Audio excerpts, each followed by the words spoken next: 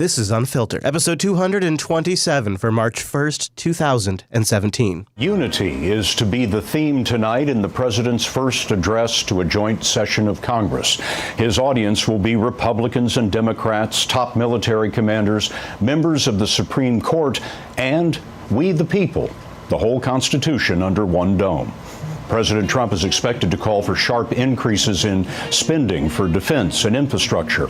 But if unity is to be the theme, it would be a fresh start for Mr. Trump, who has attacked powerful members of his own party, called federal judges dumber than a bad high school student, and declared the news media the enemy of the American people.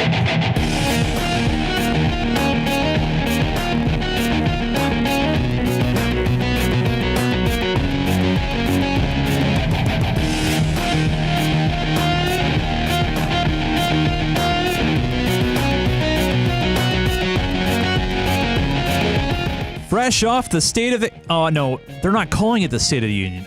They're calling it the Joint Session Speech at Congress. Whatever. Welcome to Unfilter, Jupiter Broadcasting's weekly show about the news you shouldn't be watching. I'm Chase, and Chris, that was over there, fresh off of watching this really historical speech in the Democratic response. You know why it matters? Because it means we're still going to have to listen to the State of the Union speech. That's right. Still coming up. It's still first State of the Union. Yeah.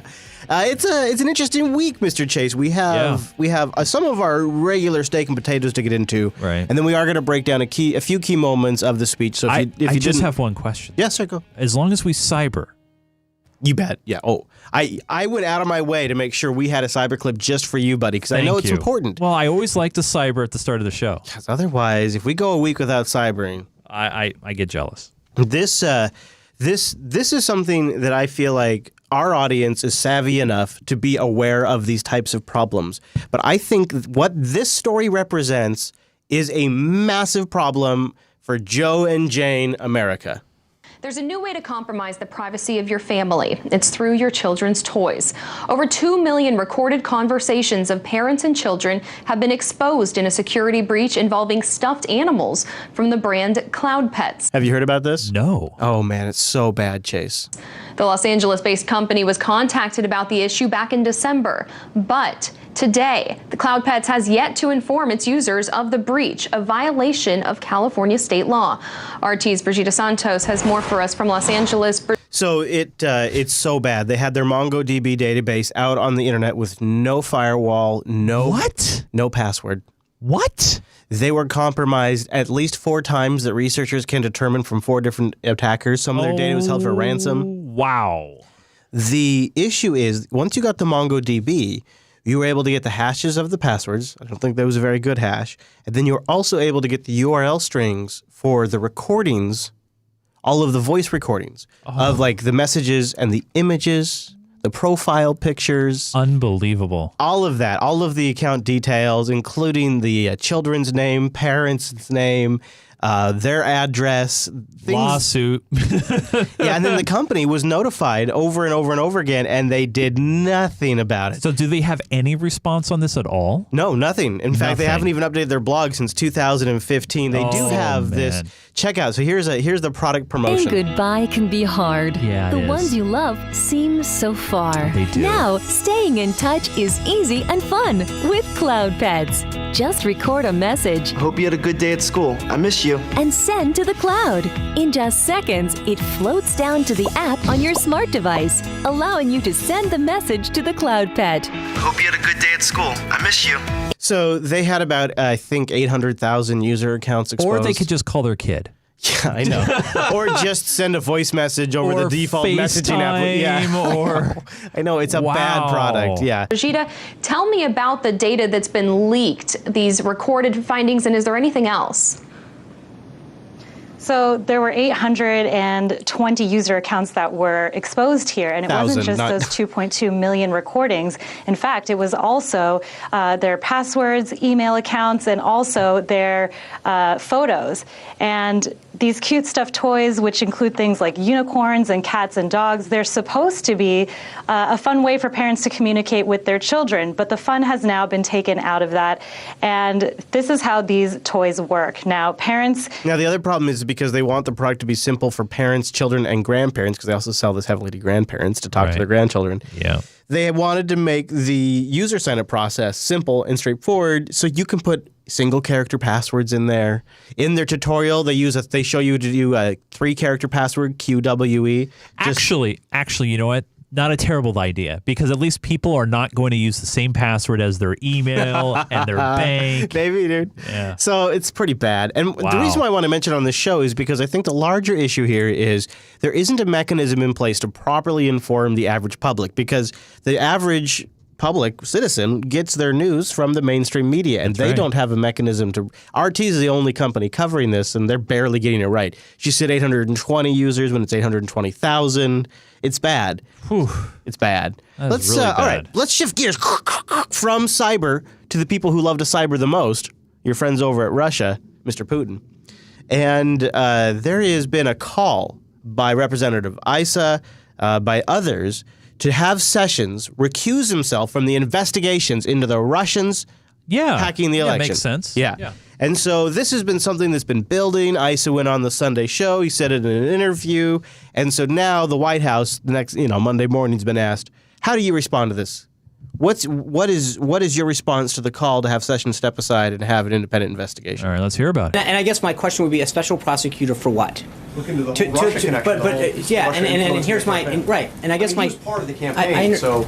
Sessions was part of the campaign. I understand, but here's my question, Jonathan.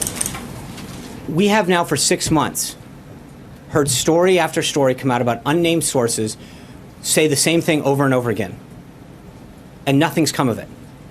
Right? We've heard the same people, the same anecdotes, and we've heard reports over and over again. And as Chairman Nunes made very clear today, he has seen nothing that corroborates that. Yeah, he did say that. I find this there has been this call for the investigation, yet the FBI says they're not looking to press charges. I'm not sure exactly what's going on here. They want an investigation of what specifically? Right. What specifically do they want an investigation of? Do they want to have like a distinctive tie here, or like?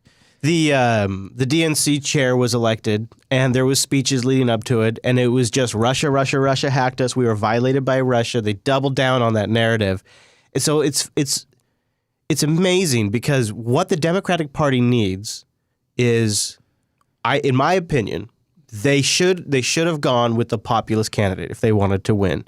And maybe I'm wrong, but I think you look at the results of what the Democrats, the state of their party right now, I think it's pretty clear that if they would have hitched their wagon to the Sanders or even the Elizabeth Warrens, they probably would have gotten a lot closer. If not, I think personally they probably would have won the election. Yeah, I think Sanders would have done better in other down ballot issues as well. Instead, the establishment Democrats, instead of recognizing this fact, which may or may not be true, but at least instead of even entertaining this idea, they've doubled down on trying to start a war with Russia and allying themselves with the CIA. And now, in a stroke of so much brilliance that honestly, it's so obvious after hearing it, we really should have put in the Red Book. It's so great because it tidies up a very dirty loose end that exposes all of this Russia stuff as a scam. Oh? It's so brilliant. We should have thought of it. Remember, I think we both believe pretty firmly, and remember, we said we were going to try to mention this more on the show, and we've forgotten to do it. But there is a man's name that we should be mentioning every show, and it's Seth Rich. And the information that we got, the quote-unquote leaks from the DNC that exposed Donald Brazil giving Hillary Clinton's campaign questions and answers ahead of time, or the question ahead of time, that exposed them rigging it against Bernie, that exposed them creating Craigslist ads to make Donald Trump look sexist, that got Debbie and her top-level crew fired. Those leaks didn't come from Russian hacks like Donna Brazil would have us believe. That's correct. They came from a man named Seth Rich who was murdered in the street for those leaks. Right. Case still open. Still don't know what happened. And funny enough, today there was a local news report about Seth Rich, and listen to how tidy everything winds up. Aaron, the murder of DNC for Seth Rich remains unsolved. It's been 8 months now since his death. He was killed in the early morning hours of July 10th in D.C.'s Bloomingdale neighborhood. D.C. police have had very few leads in this case. However, they have said they believe it was a botched robbery. But this morning, a possible break in the case. Republican lobbyist Jack Berkman, who's put up reward money in this case, says he has new evidence linking Rich's murder to Rich's discovery that Russian operatives had hacked the DNC. All right, Jack joins us live in this. This is new information. It has never been claimed that it was Seth Rich that discovered the Russians hacked the DNC. That is a new claim that they are making. But this morning, a possible break in the case. Republican lobbyist Jack Berkman, who's put up reward money in this case, says he has new evidence linking Rich's murder to Rich's discovery that Russian operatives had hacked the DNC. All right, Jack joins us live in the. It was the Russians. Because Seth Rich exposed the Russian hack, Putin had Seth Rich murdered. Studio with more this morning. Good to see you once again. Now look at this guy. There could not be a sleazier local news reporter. This is so stereotypically bad. This son of a bitch, this investigative reporter who won't let this story go because he cares so damn much, he got a little birdie come up to his shoulder. This little birdie was a CIA official and told him a little story, and now he's reporting back to us. Check out this whammy. All right, break down Like a spy novel. Yes, exactly. It does. I wish I had. It's kind of it's a morbid subject, but it's a hopeful subject because finally some progress, and it's Hopeful, Chase. my job to bring closure to the family. That's what I'm trying to do. You get a lot He's of trying to bring closure to the family. good for him. He's trying, by doing this. progress, and it's my job to bring closure to the family. That's what I'm trying to do. You get a lot of crank calls in this type of role. I've done this sort of stuff before. It's just part of the job, but I think I have something credible here. So he gets a phone call. This son of a bitch gets a phone Was call. approached by a guy who styles himself as a former U.S. intel officer. A former U.S. intel officer. So far, there's nothing substantial here. But this is how we've been getting everything. This is how we've gotten all of the Russian stuff, is intel officers, intel officials who don't want to be named. Haven't they all come from it's that? all been that all way. of it has been. And now this local reporter, Jack, who's been looking into this for a while, this guy even put up a bounty, like 25. Oh, a reward. He's one of the guys that put up a bounty. Like this has been his cause to trying to find who the murderer was. Here was approached by a guy who styles himself as a former U.S. intel officer. I quizzed him. I think he's credible. You never know motive of people. But what he said is basically this, that Seth discovered that the Russians had been hacking, and therefore the Russian government did away with Seth. Now, Isn't that a beautiful piece of tidying work? How could we not have seen that coming? Yeah, but you know, that's gorgeous, man. I don't know how anybody watching this can take that even seriously without any substantiated, like... Oh, but Chase, the timeline works. one of the things that, just like you, I have to judge credibility of people telling me these things. The timeline would seem to match. Seth was killed in July. The story about Russia hacking into the DNC and possibly other places happened in August. You know, that timeline does make sense. You know what else makes sense? Seth Rich was murdered, and then they needed to spin up a narrative to cover their asses and prevent them losing the election, having that murder traced back to them. You mean like a YouTube video kind of narrative? Yeah, that kind of thing. Yeah. That kind of thing. That also sort of works with the timeline. Telling me these things. The timeline would seem to match. Seth was killed in July.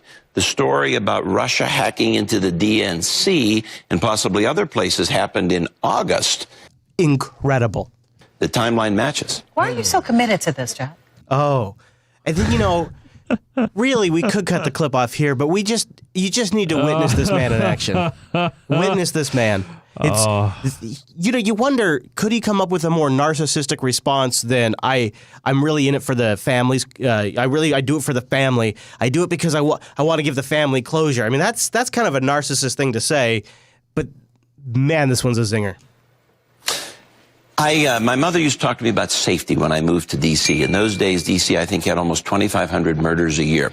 I pictured my mother getting that call that Oh, my God. Mary Rich got that morning. Just a cold call. Picture yourself, 6 a.m., you have children. I pictured my mom getting a call about me. Think about it. Think about it right now. It's Your son's 8:35 in dead. the morning, 61 And degrees. think about how that hits you. I couldn't get a call. My dog is dead. Right.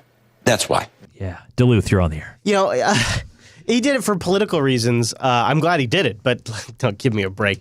Is that not a... So this guy who's been raising a stink about Seth Rich's death conveniently gets a phone call from a previous CIA official.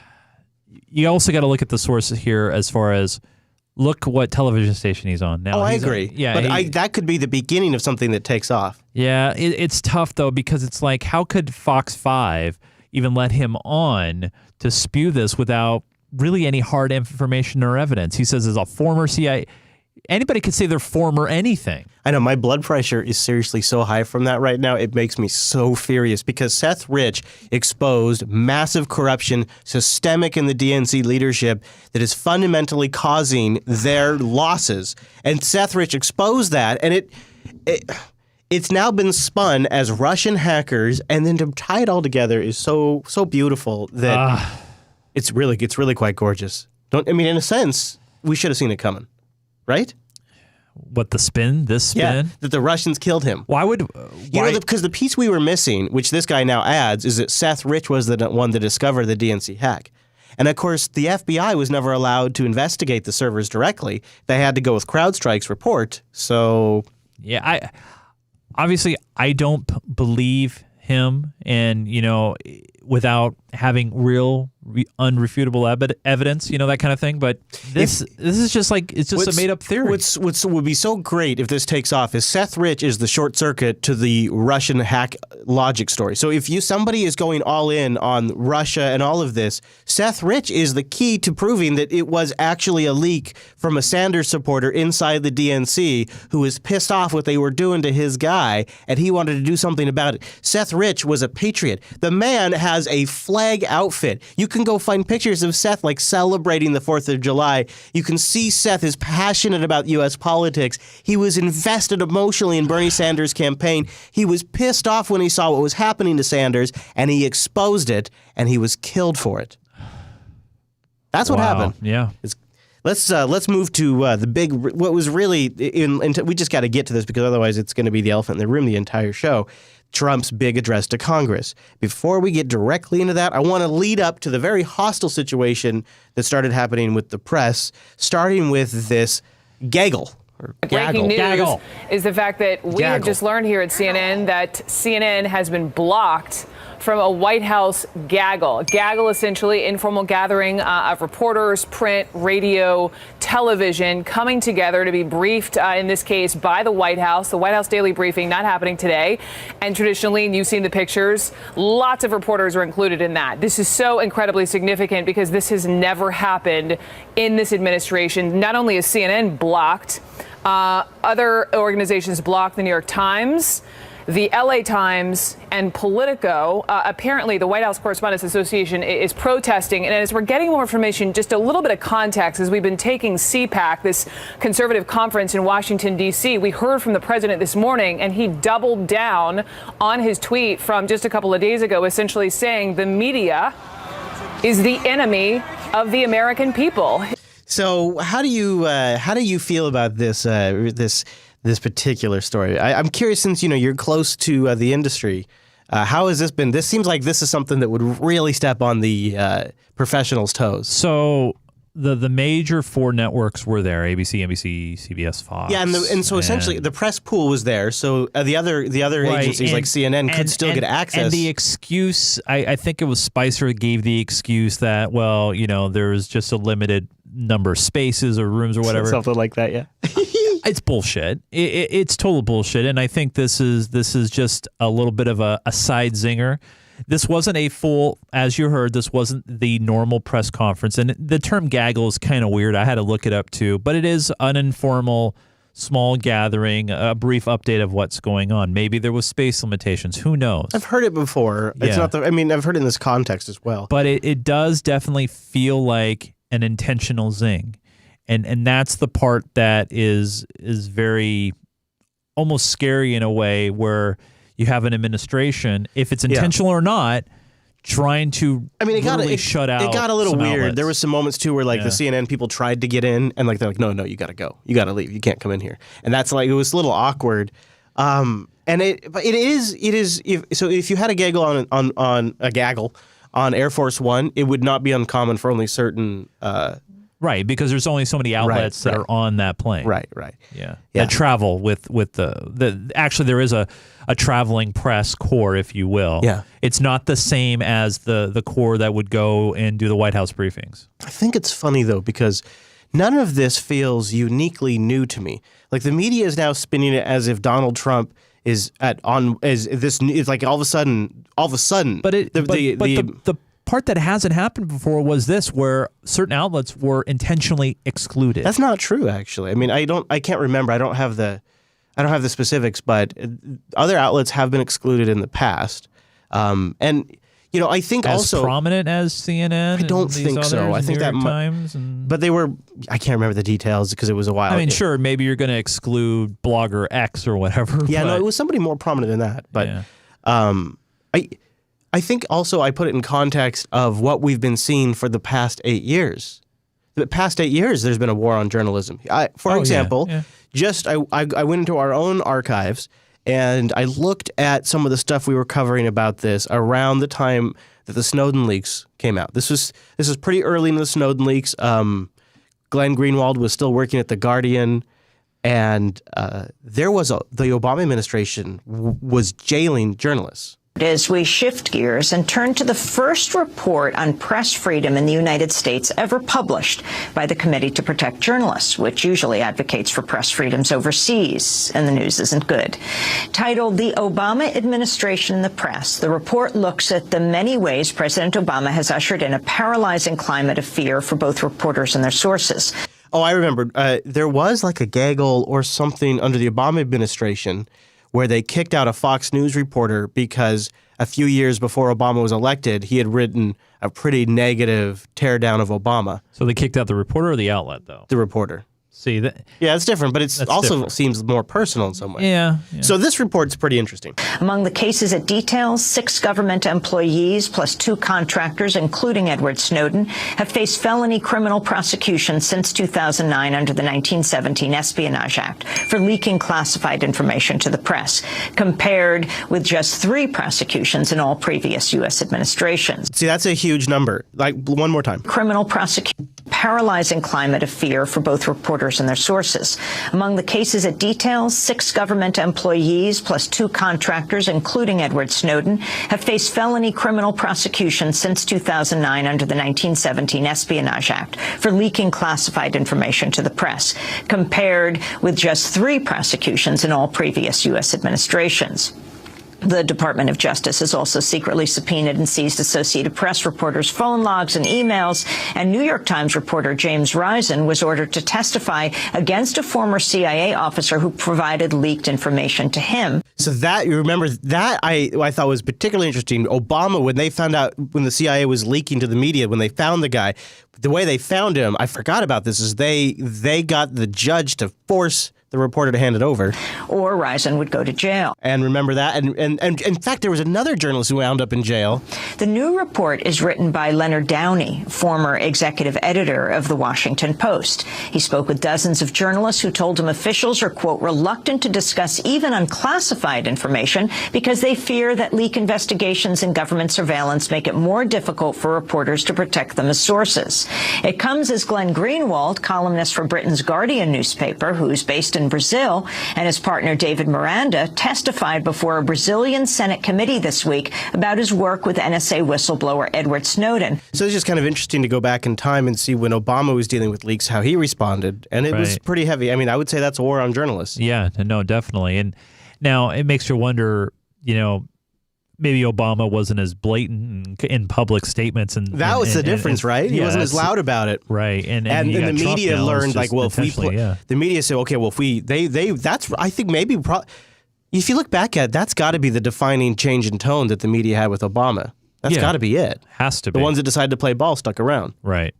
But now you have an administration that is just all in against and calling the media, the enemy of the people, and it's a very different tone for sure. Totally different tone. Spicer is getting some real crap for this. I guess they're trying to really just get all these leaks figured out. Figure out who's got them. Checking of the phones. Yeah, this is good. Right now, Fox News has learned that White House Press Secretary Sean Spicer is taking several steps to crack down on possible leaks coming from inside the White House. Kristen Fisher is joining us now live at the White House with the latest details on this story. Kristen, what can you tell us? Well, Uma, a senior administration official has just confirmed the extent to which White House Press Secretary Sean Spicer is willing to go to try to plug all of the leaks that keep seeping out of this White House. Now, according to this senior administration official, last week, Spicer called nearly 24 staffers into his office and asked them to hand over their phones to prove that they had nothing to hide, that they weren't the leakers. He also reportedly warned all the staffers in the room that round one of this was, quote unquote, recess compared to what would happen in round two of their investigation. So Spicer talking tough. Actually, Spicy Sean. Do you think Spicer checked Kellyanne's phone? Let me flip through your photos here. Yeah. The ones that she took from the couch. Oh, come on. Are we doing that? Don't make me pull up all the other pictures of people with their feet on the furniture. I know.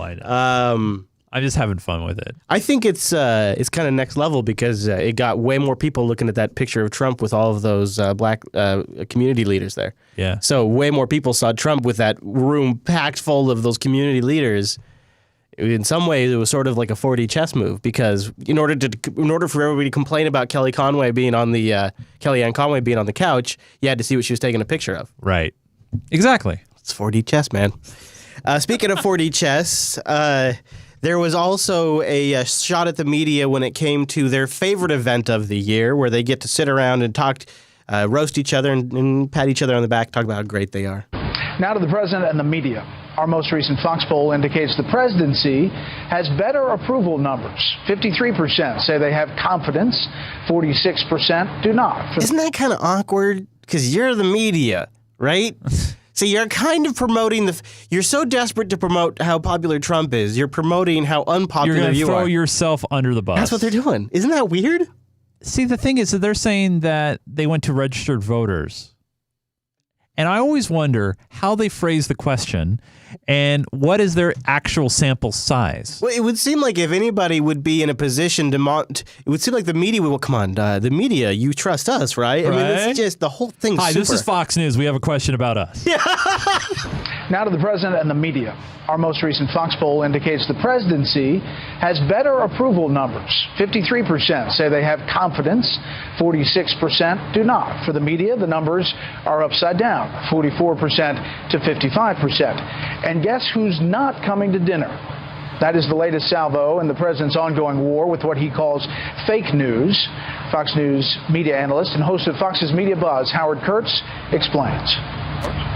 President Trump is continuing his assault on the media after his speech declaring major news outlets the enemy of the people. He tweeted yesterday that stories involving his associates' contacts with Russia are fake news put out by the Dems and played up by the media. But in the most buzzed about Beltway bombshell, Mr. Trump said he's skipping the White House Correspondents' Dinner. That springtime ritual where presidents poke at the press and political opponents, but are also subjected to a comedian's mockery. Yeah, I think that's probably I think that's the part. I think he can't handle that. Well, I say good on him. If you know what, if you know that's not your bag, don't go. I've never liked that stupid event. It is the worst. It is a bunch of celebrities, and it's all of the actor level of the media. It's not the actual people that are doing the hard reporting there. And then on top of that, they bring in somebody like Stephen Colbert, who makes all his typical jokes. He makes all the same typical roasts, and then they all pat each other on the back, say, "Do a great job." And it's the biggest phony event ever. I've always thought, what a waste of the president's time. I've always thought it's a waste of the president's time. Well, any publicity usually is good publicity, but then again, this is a former reality star, right? So maybe he's just like, I'm not going to get good ratings at that show, so... I think it's the opposite.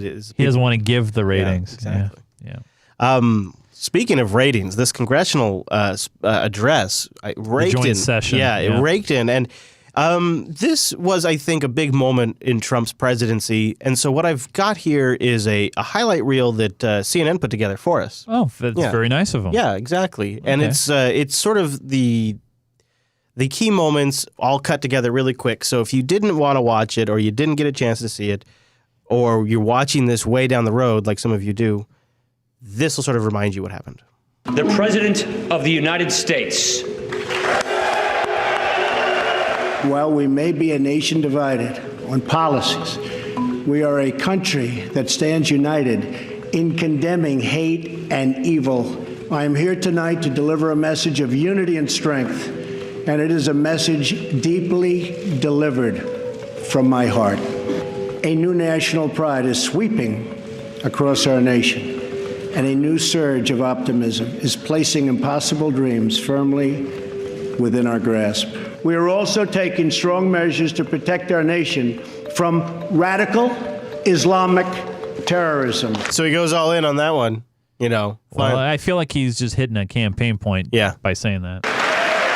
So I am calling on all Democrats and Republicans in Congress to work with us to save Americans from this imploding Obamacare disaster. He gestures to Nancy Pelosi and kind of smiles and laughs a little bit. He did that a couple of times. Look at Nancy. Wow.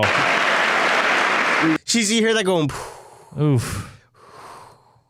So there's also probably the moment that tipped the scales, I think, in just about everybody's commentary. And if Trump pulls one of these off every time he has a big speech, he's going to do great. The challenges we face as a nation are great, but our people are even greater. And none are greater or braver than those who fight for America in uniform. Got to spend more money, Chase. Got to spend more money.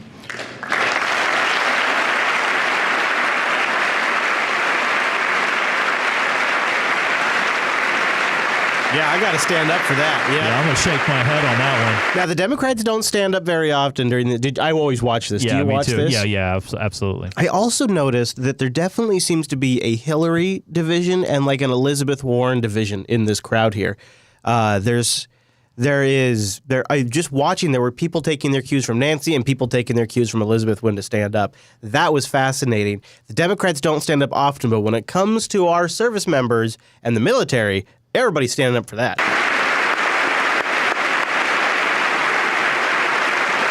Spend that money.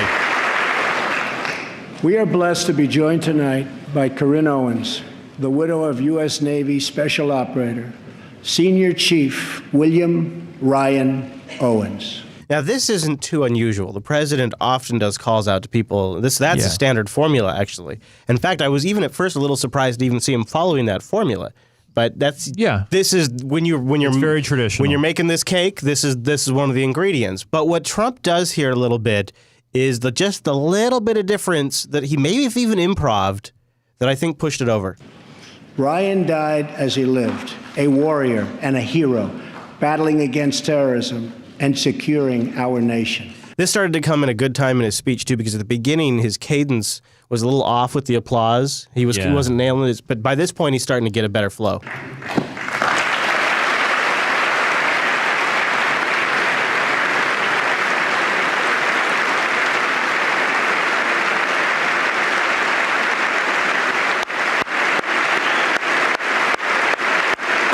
So now here's the part where I really thought this was Trump's move. So the White House had told the media that they would be going in on her, and they had told the media to have a graphic up with her husband. But what Trump does here, and you can tell because it's in the mic, it's annoying, it's loud. Yeah. He's now leading the clapping. The president is leading the clapping, and he leads it a long, long time. Yeah, he keeps longer going. than I picked up on that too. And by doing that, he gave her one of the longest moments that's ever happened in an address like this, and just everybody was just blown away by the emotional tone. And it was something simple, and what he did is he grabbed control of the crowd and he led the clapping. You can hear it here in the audio. That loud clapping is Trump into his mic.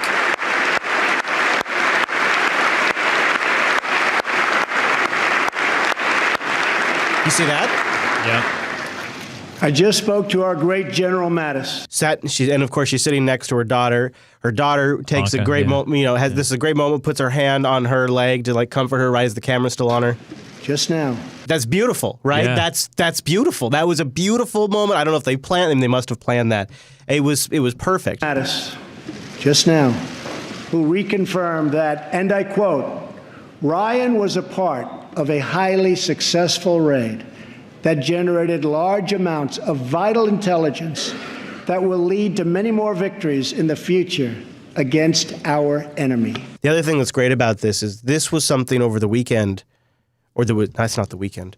This was something starting about Monday that was starting to build, that he hadn't handled this properly, that he was blaming other people for it, that Trump should just take responsibility. These are criticisms about this entire service. Yeah. And by doing this, he just sort of whitewashes all of that.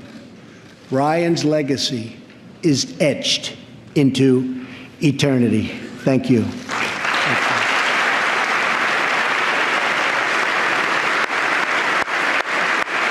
And now Trump's leading the clapping again. See, he's taking control of the clapping. And he keeps it going longer than normal. Even the military guys are clapping. The reason why it cuts in and out, boom, boom, boom, is because he's spiking the mic. Yeah.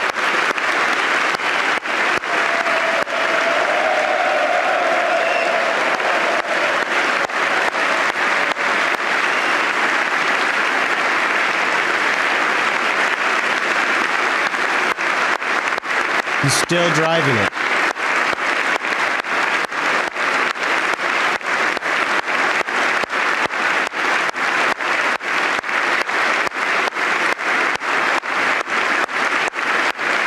Doesn't it sound weird after a while? I made a comment because I was watching with my dad and my wife, and I was just like, this feels longer than it really should be. But that's how he sold it. Like right, because he did this, and he just I feel like part of me feels like we should let it play because it helps build the moment. I'm gonna let it play a little more.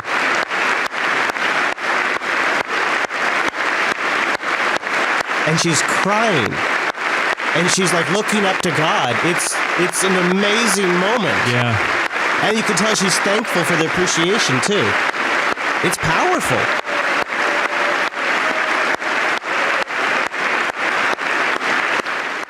He's still leading the clapping. He's looking up at her very Mussolini style, with his daughter right there, barely in the camera frame. If he does this at the State of the Union, something like this, they're still going. Again, yeah. I'm filling time now, and now he's stopped. And Ryan is looking down right now. You know that. And he's very happy because I think he just broke a record. Yeah. That was smooth. That's again some 4D chess right there. That was so smooth. There was one moment where I was very pleased to hear a little giggle in the crowd. We have begun to drain the swamp of government corruption by imposing a 5-year ban on lobbying. You can hear a little bit in the background. Yeah, because people were like, yeah, look at your cabinet. Yeah. It's laughable. It was like, do you remember when we played that clip when somebody claimed that Hillary Clinton was the most honest politician and somebody in the background cracked up? Yeah.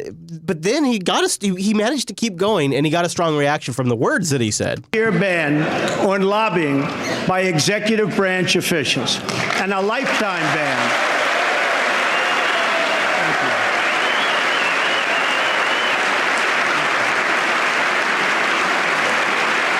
Earlier in the speech, he doesn't get as many Democrats, but he manages to gain some momentum there. I thought I'd go around and try to get different inputs, and it all fell down around the lines. MSNBC had some thoughts, Fox News had their thoughts. I wanted to go to Van Jones because Van Jones has been a dog with a bone when it comes to Trump, and I wanted to play his thoughts on Trump's speech. He became president of the United States in that moment. Period. What do you think of that? Well, maybe just that moment. I feel like a lot of people thought that was... But see, it all matters now how he follows up on it, right? And I think that's the most crucial part here. Is he going to be up at 3, 4 in the morning sending out very, very negative and very pessimistic tweets and start attacking people again? And, you know, if he wants to continue this tone, this totally different tone that we saw from him, it really depends on his follow-up. You sound a bit like your buddy Chuck Schumer. I want to play a little bit from what Senator Chuck Schumer had to say this morning on the Today Show when asked if there was anything in that hour and 6-minute speech that he could agree with. Here is what the Senate Democratic leader said.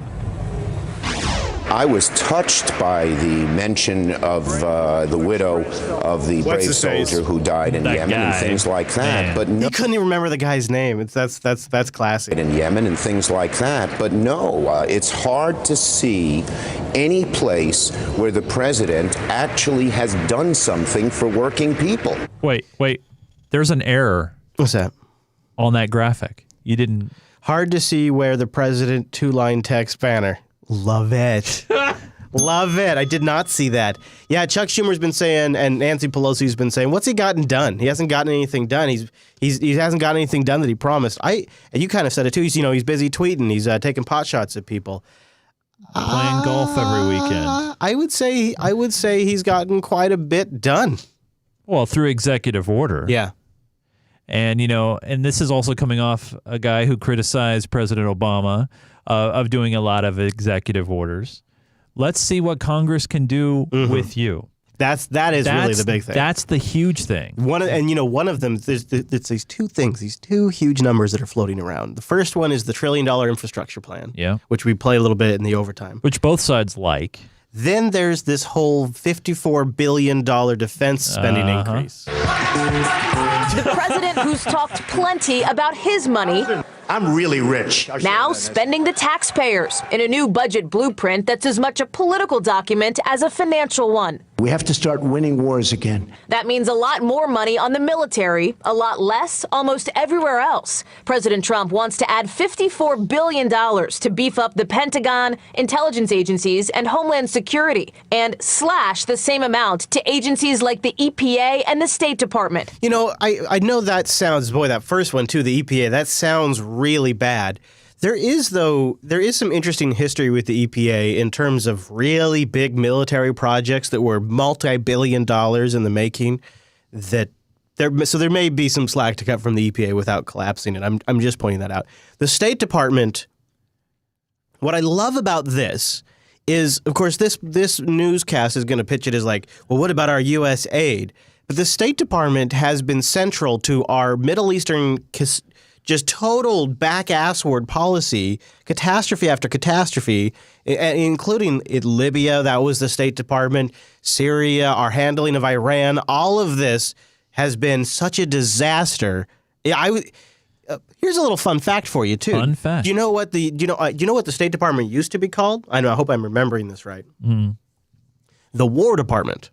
Really? Yeah, that didn't play so well after World War II, so they renamed it to the State Department. They are responsible for a lot of the shit we get into. Of course, them, and then through the executive branch and the CIA, but I would love to see the State Department get slimmed down a little bit. But this report, of course, doesn't really mention that stuff. We are taking his words and turning them into policies and dollars. His new budget director emphasizes it's just an outline, but the cuts could mean less money for, say, arts programs or helping people in need overseas. I don't even know if the president really understands the ramifications of the cuts that are being proposed. Right now, the government spends the majority of its budget on entitlements like Medicare and Social Security, programs the president's promised to protect, even though party leaders like Paul Ryan have pushed to overhaul them to save money. The president has made clear he doesn't want to touch these entitlements. Are you comfortable with a budget that doesn't do that? Repealing and replacing Obamacare is fundamental entitlement reform. You cannot have a serious,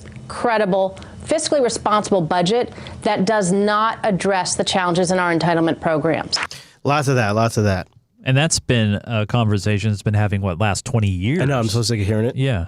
The line on the defense spending, on why this has to happen is, you see, after 16 years of war, our military is broken down and busted and needs fixed up. We've been active all around the world. So it's great because it's sort of like the self-fulfilling prophecy. We build up this entirely monstrous military-industrial complex, which constantly requires feeding, constantly requires new conflict to churn out new machinery to keep going, which then, because it's consistently pushing for engagement, it winds up in a state where its equipment has been degraded and functionality reduced. Its troops have been reduced. It's now in this sort of banged up position simply because it is such a monster that it has to constantly be fed and has to constantly be in one war after another. So the solution is to just spend more money. It's the same kind of logic where the way you're going to get people off of heroin is by increasing police enforcement. The way you're going to get people to stop driving drunk is by increasing police enforcement instead of addressing the social issues that are causing the problem in the first place. It's the same sort of mentality that the right often finds themselves in that just leads to more privatized prisons, that just leads to more families getting screwed up because somebody smoked a joint. It's this backwards big government thinking that these small conservative government guys are constantly promoting. Yeah. It doesn't make any sense. It's the definition of hypocrisy. Oh, yeah. Because they claim to be for small government, and then their solution is to spend more, $54 billion more on the world's largest military. Their solution is to hire task forces to reduce bureaucracy. Well, what is a task force? A task force is going to create bureaucracy. Layer. Right. Yeah. Their solution to immigration is to spend more on immigration enforcement. Their solution to the drug war and the opioid addiction is to spend more on drug enforcement. It is insanity.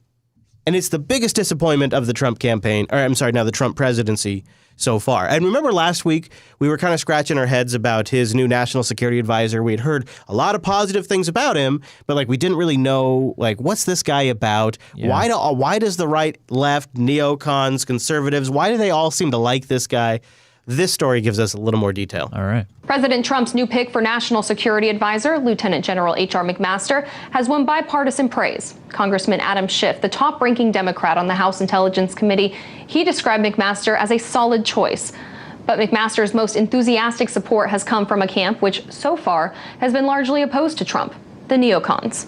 Editor of the Weekly Standard and prominent member of the Never Trump movement, Bill Kristol, commended Trump's choice, saying, "I say this honestly and non-snarkily. I can't imagine anyone better prepared for the challenges of being Trump's NSA than H.R. McMaster." Senator Tom Cotton, known for his hawkish stance on Iran, called McMaster legendary in an interview. And one of Trump's biggest critics on the Hill, Senator John McCain, echoed such views, calling McMaster an outstanding choice as a man of genuine intellect, character, and ability. Wow, he's got McCain on board. Oh. So what about McMaster has excited some of Trump's greatest detractors, the proponents of war? RT correspondent Anya Parampil brings us the answers. After weeks of offering nothing but criticism for President Donald Trump, the neocons can hardly contain their excitement at his selection of Lieutenant General H.R. McMaster as National Security Advisor. The ideology of the neocons has always been a Trotskyite orientation. You know, they believe in perpetual, continuous revolution, whereas Trotsky felt it was a socialist revolution international. They believe in some sort of messianic American version, or their version of America, and that sort of permanent revolution overseas that, of course, has to take place at the barrel of a U.S. gun.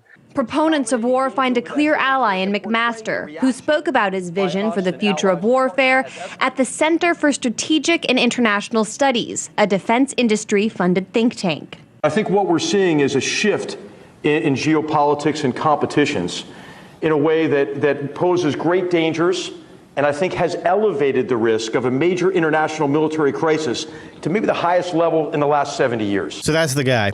That's the guy. He's already making changes to the National Security Council too. Yes, the one that Bannon's in.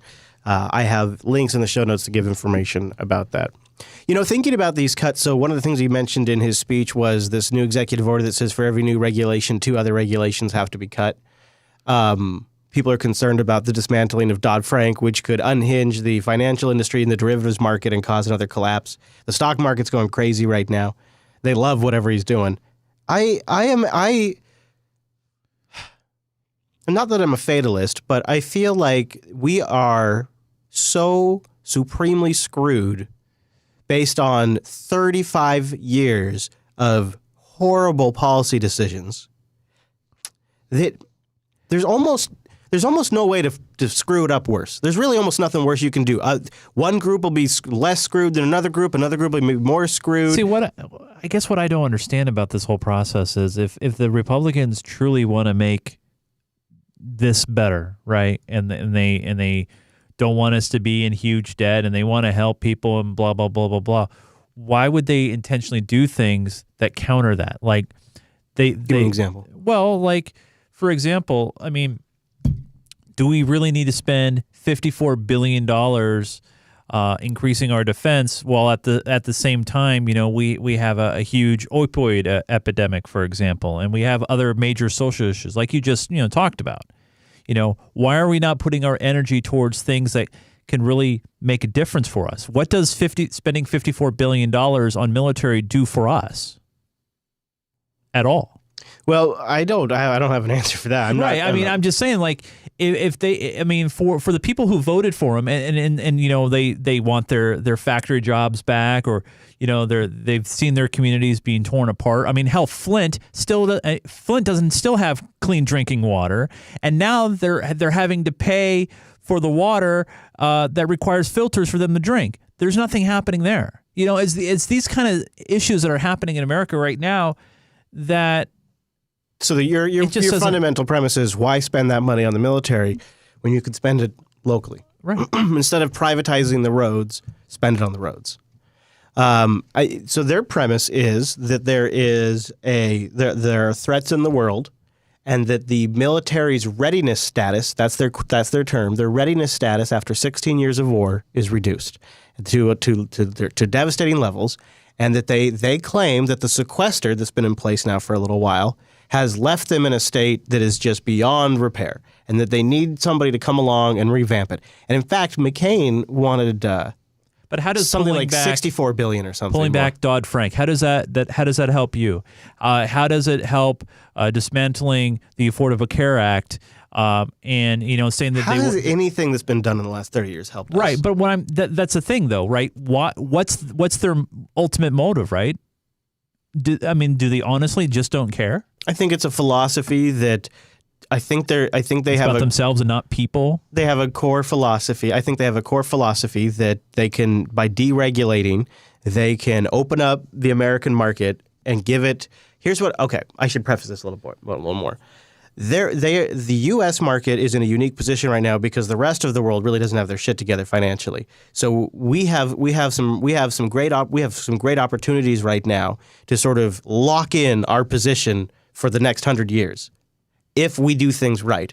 And I think their theory is, let's unregulate industry and let the American industry engines just go full-fledged for a few years to really establish us as dominant for we are the superpower. It's not going to be China. It's not going to be India. It's not going to be a China-India-Iran coalition. It is the United States. And the way we do that is through deregulation and by empowering our military to keep the things that we have. Right, but what we've seen in a lot of these cases is it's made things worse for a lot of Americans, a lot of people. Yeah. Oh yeah, and they don't even argue against that, and that's the part that really bugs me. It's like, all right, fine, if you want to do these things, show me proof where it's actually helped us, and I've never seen it because it hasn't in a lot of ways.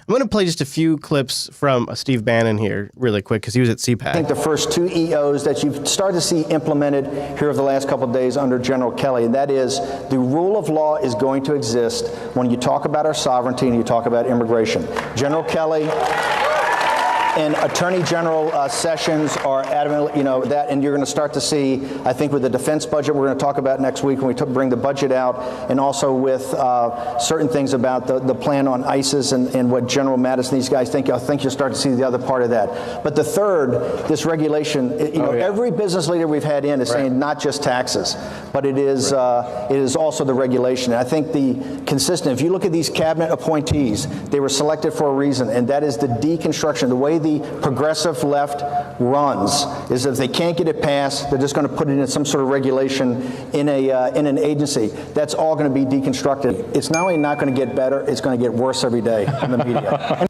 So I cuts there, but he's quoted in this as saying they are going to deconstruct the administrative layer. They're going to just start. They have teams. They're just going to start dismantling these regulations and bureaucracies. But see, if the American people don't see a result, if they don't see something good happening from all the stuff that they're doing, they're out. Well, what is defined as the American people? Well, I'm just talking about people who vote.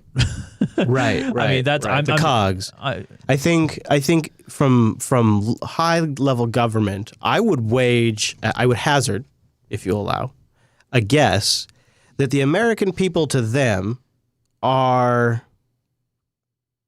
the corporations, the innovators, the culture makers, because Chase Nunes and Chris Fisher might be around 80, 90 years if we're lucky. Companies like IBM and Google and Microsoft could be around for 300-400 years. Their loyalty lies there because they are the true legacy. The people die off. We don't matter to them. And so for them... But if they make drastic decisions that affect people in the short term, they won't even have the time to implement what they want. Well, who's the people? Because right now the stock market's doing crazy great. Like today, it's breaking records. Right. So if the people are Wall Street, the people are doing really good. If the people are Apple, it's looking like they're going to be able to repatriate some of that money pretty soon. It's looking pretty good.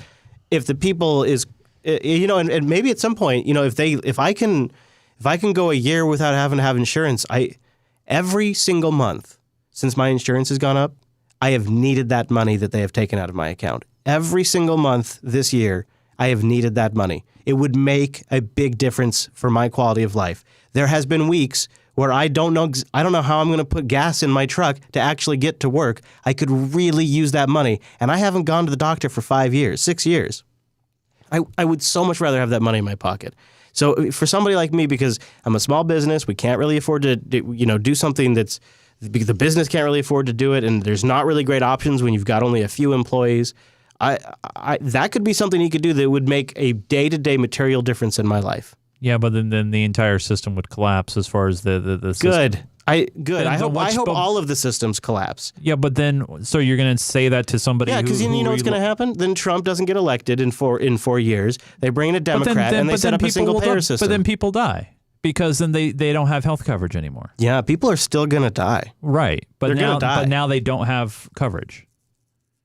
So what you pick your poison? So they're supposed to lose their house and everything they have if they that get would sick? Still happen to me if something happened. Not necessarily. Yeah, my insurance is absolutely shit, first of all. But you have something. You have a layer of something. I would have... No, I don't. Because I have a $5,000 deductible. That would ruin me. Immediately, like the day I have to use my insurance, I'm ruined. Because I have to pay $5,000 first. $5,000 so it's like it's no good. Or $100,000. Honestly, where I'm at, there's no difference. Really? Yeah. Wow. And I podcast for a living. It's not like I'm making Leo Laporte bucks. I live off of Patreon and sponsors. Like, right, yeah. I do this because I couldn't do anything else. I don't do it because I make a lot of money. And I would have to finance it either way. It just doesn't make a difference. And what would make a difference would be to have nearly $300 a month more. That would make a huge difference for me. Right. So you pick your poison, because I have to do crazy creative things to be able to figure out how to put gas in the truck to get down here to record the shows. But then what's a better way of doing it then? I think a single-payer system. Okay. Yeah. But I think I just don't think I think it's going to take another swing of that pendulum before we'll get there. Right. So you gotta make just a total mess of it first. You got to break the entire thing. You got to get people really passionate about this topic, and then you got to have somebody. I can agree with that. That comes in and says, "Well, I've got a solution for you. We're going to take this system that has this great." And that's what pisses me off about hearing, the Republicans saying, "Okay, well, we're gonna give you health service accounts and tax credits." That doesn't help you as a business owner, because if you don't have the money to put into a health service account, it's not even going to matter. If the insurance is this high and they say, "Well, we're going to give you credits," that still doesn't matter. You still have to come up with the money. I do like the idea of taking pre-tax money, though. That does appeal to me. But you're not saving that much. You're saving what? Yeah. A few percent? Yeah. Yeah. We both agree it's effed up. You said something that I think is really poignant. I think you said something just sort of offhandedly. You said, and it is sort of leading to this horrible, God, I can barely say it, opioid addiction situation where you get on painkillers, your insurance stops covering it, you can't pay for it otherwise, so you go to stuff that's on the street. And all of what we're talking about, this is what's happening every single day right now. Yeah. And, it boggles my mind because there's a common thing amongst the RV community, people who full-time in their RVs. A lot of them that are mobile, like there's several that I follow that do this. When they have a major medical procedure, they go down to Mexico in their RV and they just pay cash.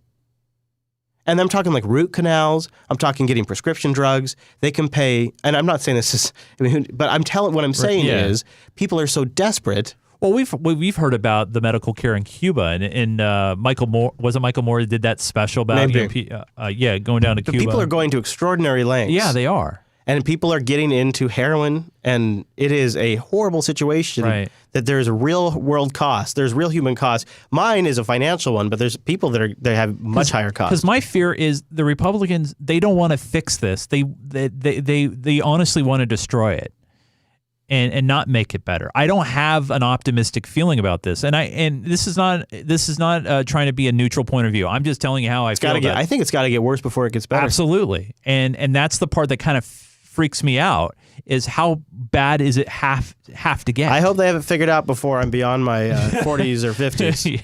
I hope they get it figured out while I'm still in my 30s. That's going to be optimistic, though, at this point. Yeah. Maybe they'll have it in time for my kids. Yeah. So this sort of leads me to our high note. Jeff Sessions. Oh, God, thank you for, yes. He's a concern. He's a real concern. And he's in Pharma's pocket. You can just feel it already. Well, I don't know. I think or he's is it extreme. a personal? I don't know. Personal feeling. When I watch this, to me, the man seems simply misinformed. I'm dubious about marijuana. As states, can pass whatever laws they choose, but I'm not sure we're going to be a better, healthier nation. This is the new Attorney General. So he's got thoughts on marijuana, the opioid situation. Yeah. Let's pause there. We'll come back to the high note. All right. That's a little tease. The high note is coming up. A little tease. We got a pretty good high note this week. Some good stuff we're going to get into. Very good stuff. But in the meantime... Yes! Hey! It's time for a joint session of my sack. Isn't that nice? Oh, that is wonderful. Yeah, we come together. Yeah. The Congress of the Patreon. And once a year, we visit my sack. Oh! So, hey, guys, I reached out, Club 33, asking you guys what you thought of the president's speech last night and the Democratic response. Oh, good idea. And here's what people had to say. Veratuna wrote in and said, hey, which way will Trump jump? Away from war or toward it? Seems like there are conflicting forces pulling either way.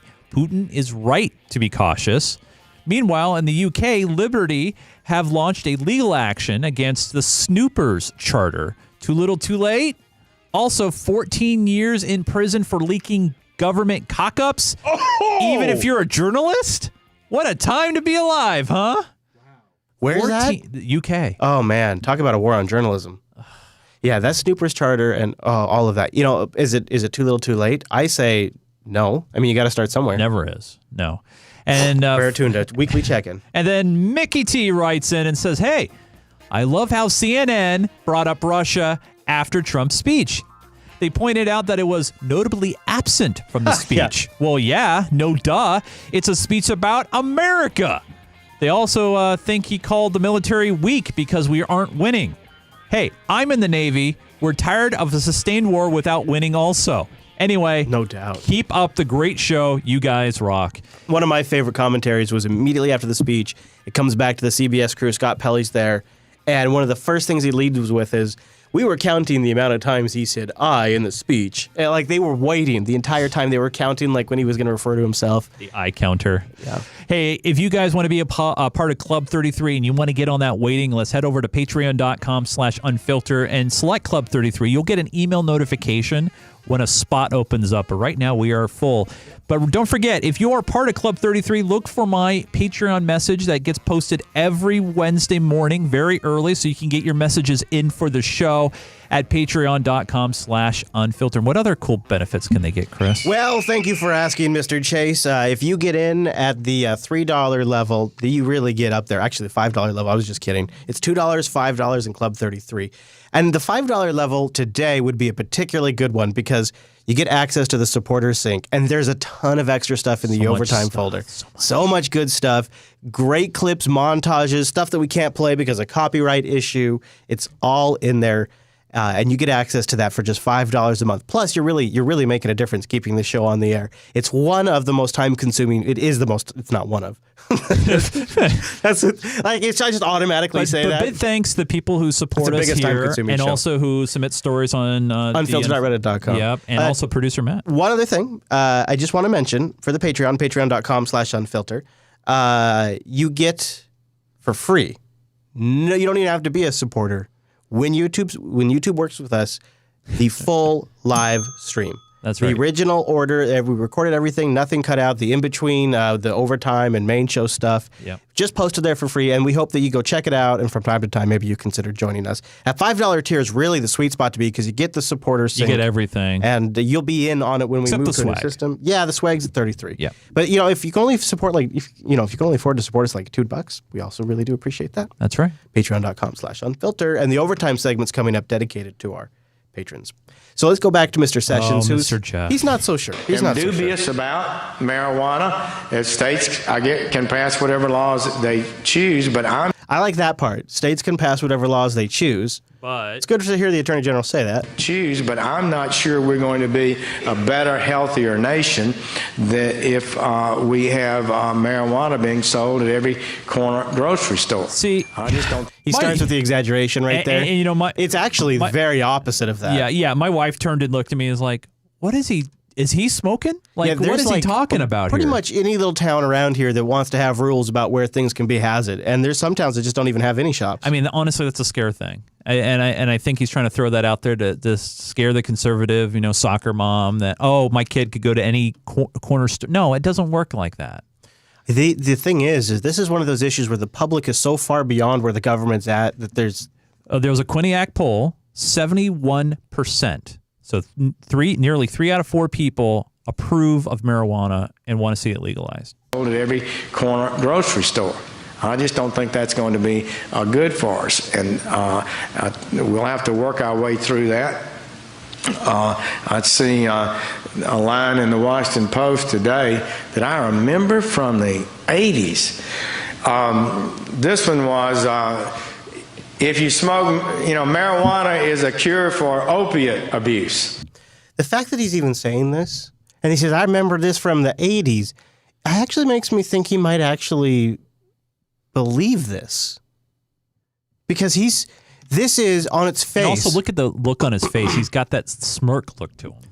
On its face, this is so uninformed that if you actually knew the facts, you wouldn't say this because you would come across looking like an uninformed moron. And the only way you would actually say this is if you actually thought this was true. So I'll let it play again. But I'm not sure we're going to be a better, healthier nation that if we have marijuana being sold at every corner grocery store. I just don't think that's going to be. I have one side comment on this. Okay, then I want you to listen to the next thing. I know. His position is what? The Attorney General, right? Yeah. He doesn't work for the Department of Health. Okay. No. He doesn't work for the Education Department. He doesn't work for Social Services or anything. He is the Attorney General. He is there to enforce the federal laws of the land. I give a rip about how he feels what America should have and not have. Okay. Well, but it's his policies that will direct how federal law enforcement. But honestly, agencies... but it shouldn't be about that. It should just be about the law, and enforcement of law and not law, whatever. It was thanks to the guys like him that DARE even became a thing, which was, if you look at it, a massive failure. Right, exactly. So, okay, now check out this next part. And we'll have to work our way through that. I see a line in the Washington Post today that I remember from the 80s. You hear how he says that? From the 80s. Now listen to what he says. It's so uninformed. Which was when the DARE program was in its heyday. Mm-hmm. This one was, If you smoke, marijuana is a cure for opiate abuse. Give me a break. So let's talk about that for a second. This is actually something that could be a very interesting line of research, and Nevada as well as Massachusetts and other states are very seriously looking into this. Here's a little peek. Some Nevada lawmakers want to give people addicted to narcotics the option to treat their condition with medical marijuana. Right now, physicians can make referrals that pot would help treat a patient with a number of conditions, including cancer, AIDS, seizures, and chronic pain. Very little research points to marijuana as a helpful treatment for narcotics addiction. I think that's a key line there, because the reason why they haven't been able to do research. Exactly, buddy. It's this entire problem, and it's guys like Sessions that have been holding this entire thing up. And we got to know, because the positive side effects of this could be huge. And it's not because they like getting stoned or something like that. It's actually a much more practical reason this clip covers. It's a growing problem in Minnesota and across the country. The Centers for Disease Control say between 14 and 16,000 people die every year as a result of their addiction to prescription painkillers. Those addictions often lead to heroin use. Here in Minnesota, 342 people have died from heroin overdoses since 2000. But now, medical researchers think they found a new way to help break the addiction. It's by using medical marijuana. So people often die from opiates, and opiates are highly addictive, and those are two characteristics that cannabis does not have as a medicine. Dr. Kyle Kingsley is the CEO of Minnesota Medical Solutions, one of the two manufacturers of medical marijuana in Minnesota. He believes medical cannabis can help people who've become addicted to prescription painkillers like oxycodone, morphine, and hydromorphone, as well as heroin. People think it's swapping out one for the other, and it's swapping out a much lesser evil for something that is killing 16,000 people a year. So, people are not dying from THC or marijuana overdoses. That is the key thing, man. That is like the totally key thing is you can transition them over to something like cannabis or CBD. And does Sessions want to keep people on opioids because of pharma? I mean, that's what I wonder here. Is pharma a big pusher because they know that anybody can grow a plant? You know what I mean? And I feel like it's ignorance of the problem, and they simply think it's an enforcement issue. See, and you're right. I mean, they're totally ignorant. It's very, very frustrating to hear. I remember this in the 80s. Well, why don't you actually get some real research? Yeah, how about we get some progress and we move past this part? So, people are not dying from THC or marijuana overdoses. In Minnesota, medical marijuana can only be sold as a pill, liquid, or oil. Beginning this August, people with chronic pain will be able to get a prescription if they're certified by their doctors. Many of those folks are already taking prescription painkillers. There's mounting evidence out there that cannabis in the setting of chronic pain helps people reduce their opiate use. And there's also some analyses out there that show a dramatic reduction in the number of opiate overdose deaths in states that have medical marijuana. This summer, Dr. Kingsley... That's what's also super awful about Sessions saying that, is there's existing data that shows where they're trying this, deaths go down. That's a huge deal. It's happened here in this state. So something that I've seen from afar is my lady Hadia. She runs an acupuncture clinic, and she has had more and more of her patients have their doctors recommend CBD oils. Wow, really? And CBD pills, and she's seen over this, even just this year, a big spike in patients that are seeing success using CBDs. She doesn't, recommend it or anything like that because she doesn't really. Yeah. That's not. She does acupuncture. That's on her purview, right? Yeah, but she's seen a huge uptick in it, and it's like with older ladies with like arthritis. Wow. And it's not like kids. It's like menopausal women is making a difference. And then there was just the last high note we have. This is so you combine Sessions' position, which is bad, with sort of some hints that. Spicy Sean was dropping this week? There's two distinct issues here, medical marijuana and recreational marijuana. Okay, here we go. Back to this conversation.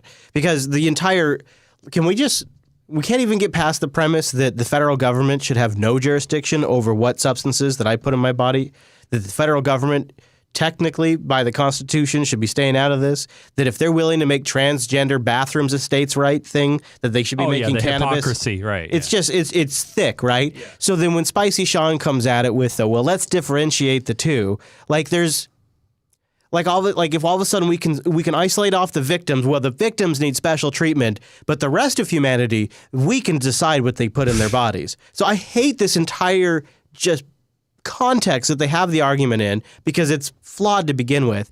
Then he goes off to rattling what sounds like implications of crackdown. I think medical marijuana, I've said before that the president understands the pain and suffering that many people go through who are facing especially terminal diseases, and the comfort that some of these drugs, including medical marijuana, can bring to them. You know, if they're going to die. If they're going to die. let them smoke, I guess. And that's one that Congress, through a rider in 2011, looking for a little help, I think put in an appropriations bill saying the Department of Justice wouldn't be funded to go after those folks. There's a big difference between that and recreational marijuana. And I think that when you see something like the opioid addiction crisis blossoming in so many states around this country, the last thing that we should be doing is encouraging people. There is still a federal law that we need to abide by in terms of... He just kind of is speaking choppedly, but he's sort of implying that with the opioid situation that it is, that the cannabis legalization make it worse, but the data shows exactly the opposite. Right. The medical, when it comes to recreational marijuana and other drugs of that nature. So I think there's a big difference between medical marijuana, which states have the states where it's allowed in accordance... He almost said it right, but he stopped himself. ...with the appropriations rider, have set forth a process to administer and regulate that usage versus recreational marijuana. Okay, so we're okay with regulations in this context. This is where regulations are okay all of a sudden. But in the other context, it's not. You want to get rid of some regulations? How about you get rid of the DEA? How about you get rid of the schedule classification of cannabis? You want to get rid of some regulations? How about you dismantle the drug war machine? That would get rid of some regulations. It's an incredible hypocrisy. That's what gets me right there. Gets me right there. Right in the kisser. Right in the kisser. All right, Mr. Chase. I thought maybe one little fun thing. Okay. This is probably going to get us flagged for copyright.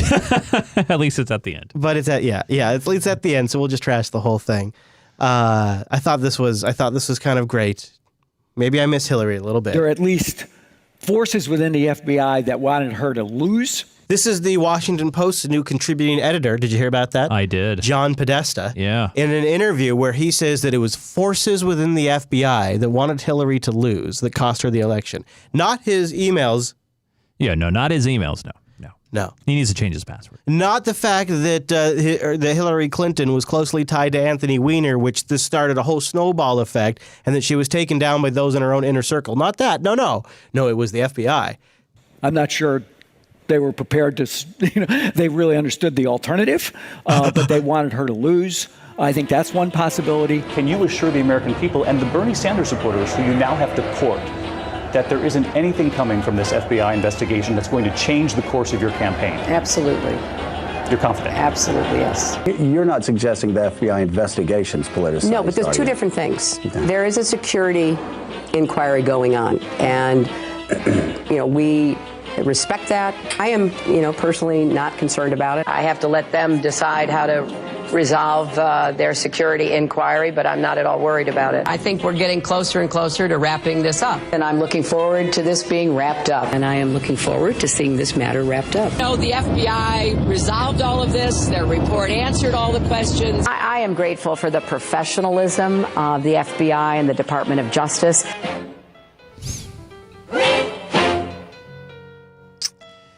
Oh, boy. That was good, right? Nice hearing from Hill Dog again. That was a nice piece, wasn't it? Yeah, it was very They did a nice. good job. Yeah. They got a good editor. I think he listens to the show. So hat tip to him. Thank you, everybody, for helping out this week at unfilter.reddit.com. If you haven't been there in a while, why not stop by and give us your insights, link to stories, or even clips that you'd like to see in the show, unfilter.reddit.com. We do the show live on a Wednesday. You can find out in your local time at jupiterbroadcasting.com/calendar. That's right. Now, Chris, during the course of the week, I know you're also working on other things like personal video vlogs. Yeah, I did a little behind the scenes yesterday. Yeah, I saw that little Linux Unplugged action. Where can people find that? YouTube.com/Chris Fisher, my name. What about you, buddy? Got anything online? I do. You can follow me on the Twitters at Nunes, Nunes. I do some geeky and gaming things at Geek Gamer TV. Just came off of a great LAN party down in Olympia, Oregon. That was a lot of fun. Playing a lot of computer games, Battlefield, and Rocket League, and things like that. It's always good fun. Dude, nice. Yeah. Nice. When's the last time you played a game? Boy, it's... Yeah, see? Yeah. See? Come on, man. You got to unwind. Go. That's a good point. Yeah. At Jupiter Signal to follow the network to get announcements about show releases when show times change. If you'd like to give us an email, jupiterbroadcasting.com/contact. You got to be in Club 33 to get it read on the show, but you can still write the show and let us know your thoughts at the contact page. jblive.tv is where you watch it. That's right. And if you're on YouTube and you're still watching, give us a thumbs up for long-form content. Stick around. The overtime's still coming up. In some ways, the show's just getting started. Oh, it's getting warmed up. That overtime, there's some stuff. I might even make an appearance. Thanks for joining us. See you next week. Yep.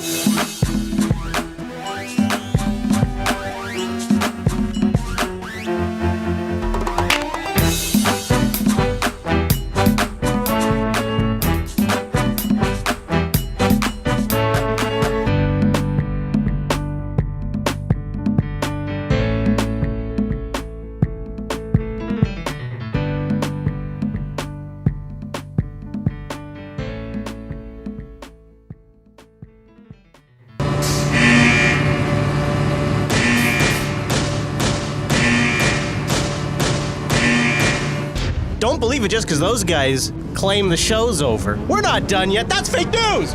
It's time for the Unfilter Overtime.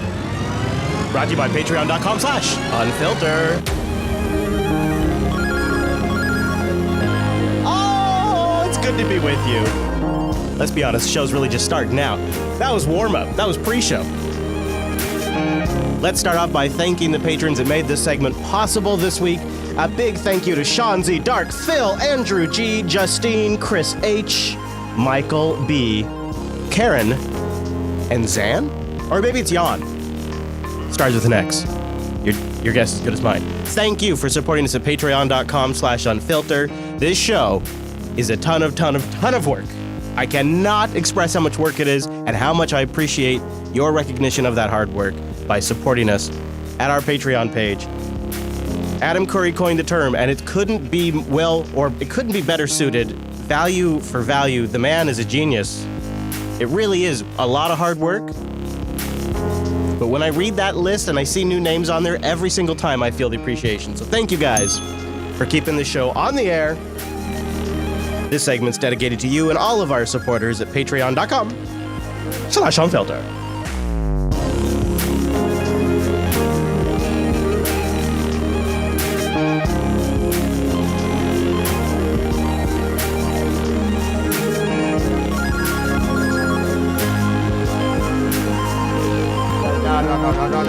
Now, what do you say we start with Nancy? What? No.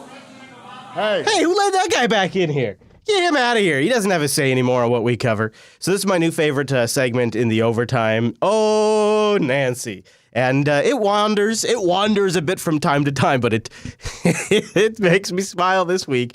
We start with good old Maxine Waters, who is a close friend of Nancy, part of that same wing of the Democratic Party. Donald Trump right there signing an executive order on historical black colleges and universities, saying that they will now be a priority. Joining me now to talk about this is Congressman Eliot Engel, Democrat of New York, and Congresswoman Maxine Waters, a Democrat of California. So, Congresswoman... Oh, shit! What is she gonna do? Oh, man, an executive order specifically designed to take the administration from the bureaucracy of the U.S. government, this bureaucracy, and move it to the White House, where the White House can directly oversee proper funding for primarily black colleges. This is an executive order targeted directly to benefit the black community. Almost guaranteed to raise funds more, make it easier to get credit, and all those kinds of wonderful things for higher education. Isn't this just great? But old Maxine Waters here, she can't be pro-Trump. She can't say she's the impeach now gal. Let me start with you. President Trump just signed that executive order, and now leaders of those schools that you saw in that image are going to be meeting with the vice president. They're going to be meeting with Republicans on Capitol Hill. Where's my camera? Where's my camera? You see, she's looking around. She's searching the entire time that woman's talking. She's not listening. She's not listening at all. She was looking for her camera the entire time. Meanwhile, the guy standing next to her has been looking dead on the camera awkwardly the entire time. This doesn't seem like it should be a partisan executive order. Why are they only meeting with Republicans and not Democrats? Oh, there we go. Well, MSNBC finds the partisan thing. It is the negative spin on what is otherwise an absolutely positive story. Well, I don't know what the executive order means. I just heard about it for the first time. I didn't hear about any money, any new resources, and so the devil is in the details. And of course, whenever you're talking about increasing the budget, the Republicans are very selective. They increase it for what they want, but oftentimes they will not support increases for black efforts, for poor efforts, etc. Which is specifically what they're doing right now. As a matter of fact, I'm so worried that the president is proposing a $54 billion budget for the Defense Department, and he's talking about taking it out of the hides of all of these other programs that need money so desperately. So I don't know what this executive order is. I certainly will be trying to dissect it. Yeah, sure you will. And see what it really means. So far, what we do know about it is that it's going to move an initiative to assist HBCUs from the Education Department into the White House, basically giving the White House more oversight into that. Also, this background audio is so bad. It's so bad. Now watch Nancy Waters. I think this is my new favorite name for her. Needs to move it. She gets there. So this guy hasn't talked yet. The guy standing next to her. So she goes to ask a question to him, and Maxine takes over. Disrespect. Well, no, it is not. He still tries to answer. You not showing up to. Oh yeah, but by the way, the question is, hey Maxine, why aren't you going to go to the congressional address tonight? Why aren't you going to that congressional address? Say that you not showing up to this joint address, which is about the country more so than it's about the president, is the same sort of disrespect. Oh man. Well, no, it is not. It is absolutely not. Watch his face. And you cannot compare the two. This is ceremonial, and in this ceremony, people lie. She's been saying this over and over again on different networks. She's got a whole line ready to go. And look at the guy next to him. This old bat just keeps running her mouth. They smile, they shake hands, they hug each other, they honor the president. I'm not about any of that. I'm prepared to interact with the president only when he puts up his budget and his agenda that I'm going to have to fight. So she's only prepared to talk to Trump. What did she just say? When he puts up his budget and his agenda that I'm going to have to fight. So you're already preemptively planning to fight him, and the only time you're going to deal with him is when you fight him. So let's not talk about this ceremony. How are you ever going to not fight? In relationship to, public policy, real public policy. I don't choose to go. I don't choose to go. That's right. I don't choose to honor him. I've said that. Again, the question was not directed to her. And I won't be a part of the ceremony, and that's that. Speaking of shaking... Wait, I need my chance to talk. Let me talk. Let me say that... Come on now. Hold on. I haven't got a chance to talk. She ran her mouth. Let me say that I will go. I will be there. I just will not be standing on the aisle. It goes on. It goes on for another 3 minutes, but she just... the audio is so bad that I'll leave it in the supporter sync if you want to watch the rest. Here's Nancy talking about President Trump's speech. All right. Yeah, what was that? Did you hear that? Did you catch that?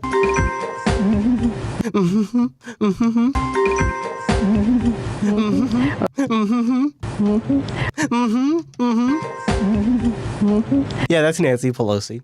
All right, joining us now is fixing Nancy Pelosi's microphone. House Minority Leader, Congresswoman Nancy Pelosi of California. And in just a moment, we're going to bring in former Kentucky Governor Steve Beshear, who delivered the Democrats' response to President Trump's address. But Leader Pelosi, we'll start with you.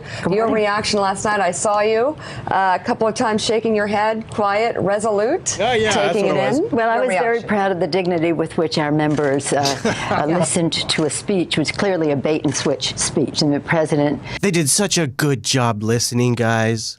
Talk's a good talk, but the fact is that show us, it's 3 months, almost 3 months since he's been elected. Wait a minute, almost 3 months. We've been calling it the first 30 days. What happened to the first 30 days? 41 days since he has been president. So it's been 41 days, okay. And we still haven't seen we're legislators. So if you want to talk, show us your proposal, and we go from there. He hasn't had a proposal on jobs, on infrastructure, not even renegotiating NAFTA, which he promised.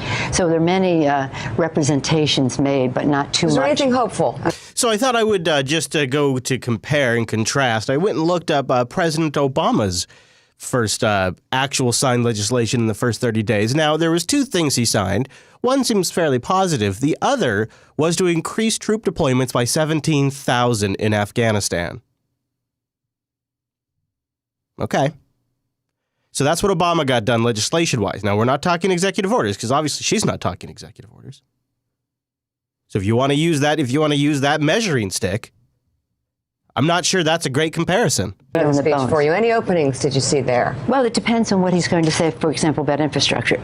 As you know, Joe, that has really never been a partisan issue. We've always It's weird that she goes to Joe there. Come together on that, except when President Obama proposed it. Of course, the Republicans rejected it. But nonetheless, if he has an infrastructure plan that really is a good plan, or that we can work together on. But if it's a tax bill disguised as infrastructure, that's not a place. So let's do some inside baseball here. Yeah, I was commenting on the speech. What was striking, sitting for the first time on the Democratic side, Elijah Cummings invited me, was, again, you talked about the dignity that the Democrats showed. It's been a really tumultuous, divided year and a half. And yet, I think the minority party, which Republicans shouted out, "You lie." I've heard Democrats hiss Republican presidents in the past, but last night, quiet, dignified.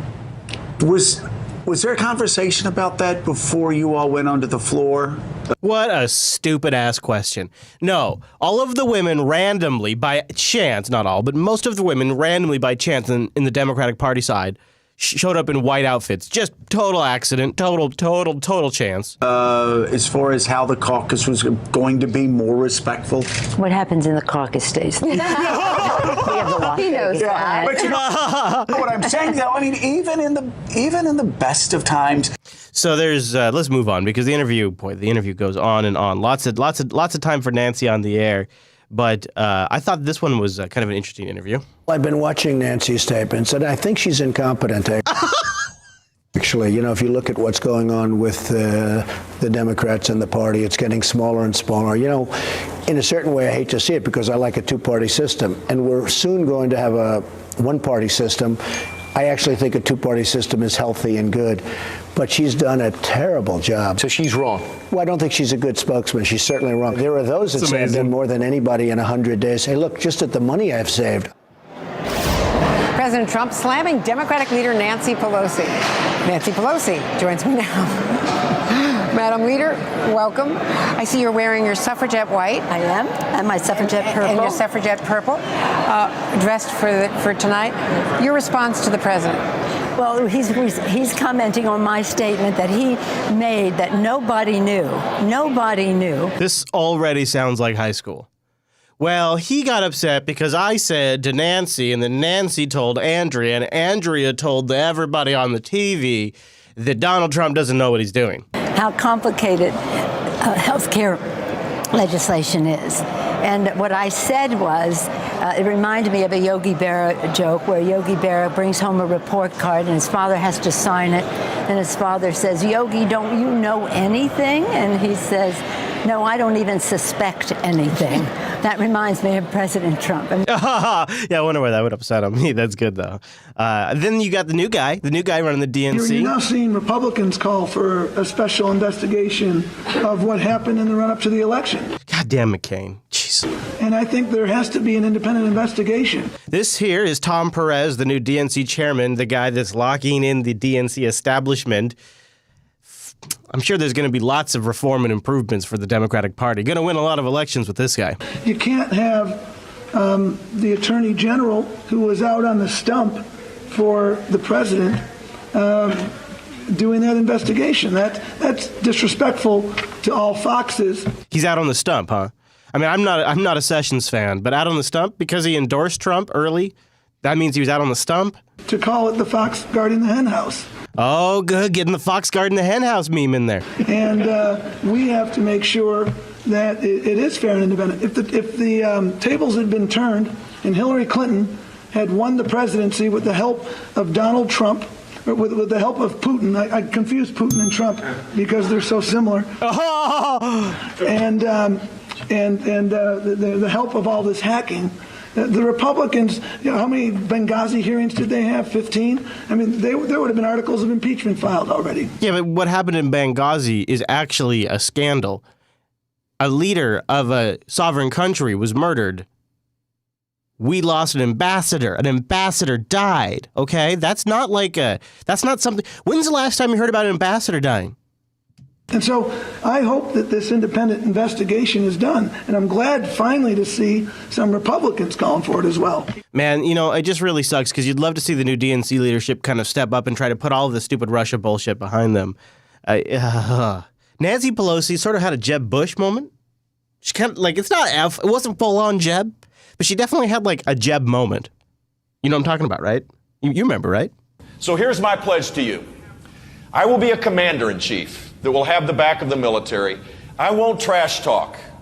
I won't be a divider-in-chief or an agitator-in-chief. I won't be out there blowharding, talking a big game without backing it up. I think the next president needs to be a lot quieter, but send a signal that we're prepared to act in the national security interests of this country to get back in the business of creating a more peaceful world.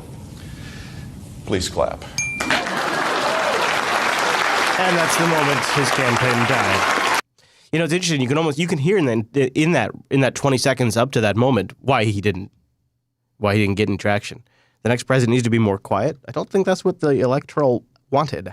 So let's go back to Nancy because this is her semi-Jeb moment. Although this is worse in some sense because she just sort of rambles and repeats the same words and then starts prompting the audience for applause. Thank you very much. Oh, you're welcome. For your very, very generous recanting of what happened at the time. What? This is a historic opportunity for us, an opportunity of a generation, and we are not going to let it pass. Affordable Care Act will stand there with Social Security, with Medicare and Medicare. You take satisfaction in the role that Families USA played in all of this. We simply could not have done it without you.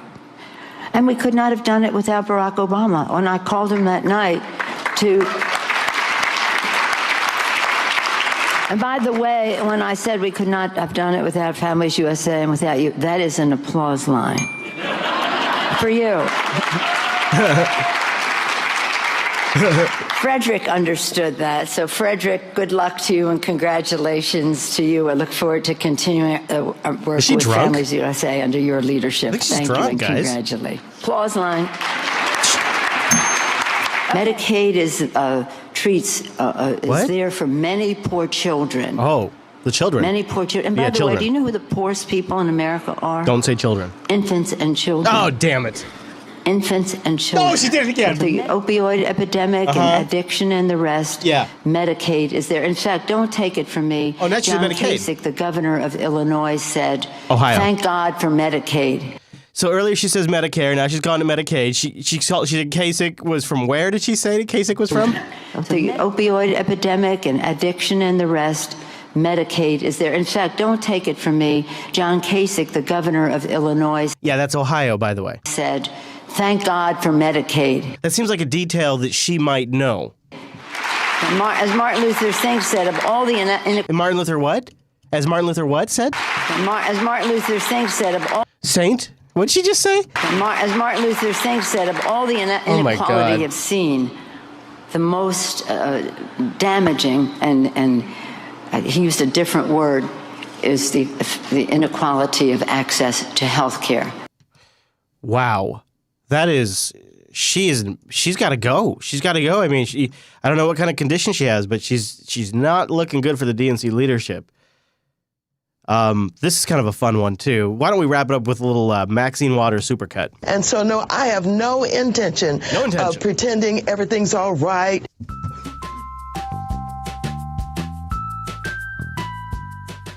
And my greatest desire is to lead him right into impeachment. I have not called for the impeachment yet. She was not ready yet to talk about impeachment.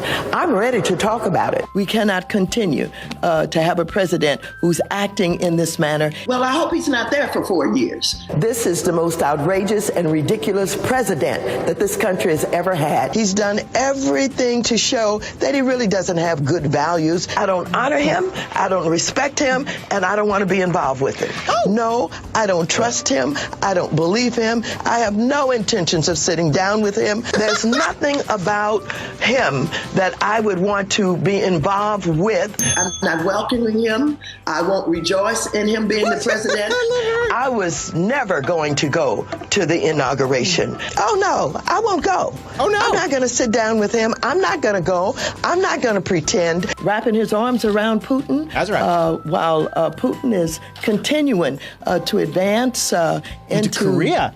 Korea? Yeah. Entangled with this Kremlin clan of his. I'm wondering, was there any collusion between him and Putin and between you and Hillary? This clan, this Kremlin clan, but to take over, all of these Soviet countries and take this new president who thinks he's a dictator. Well, let me just say this. Mike Previs, your government tried to take away your constitutional rights. This is a bunch of scumbags. That's what they are. Those are we bend over backwards to work with people. These are a bunch of scumbags. Secretary.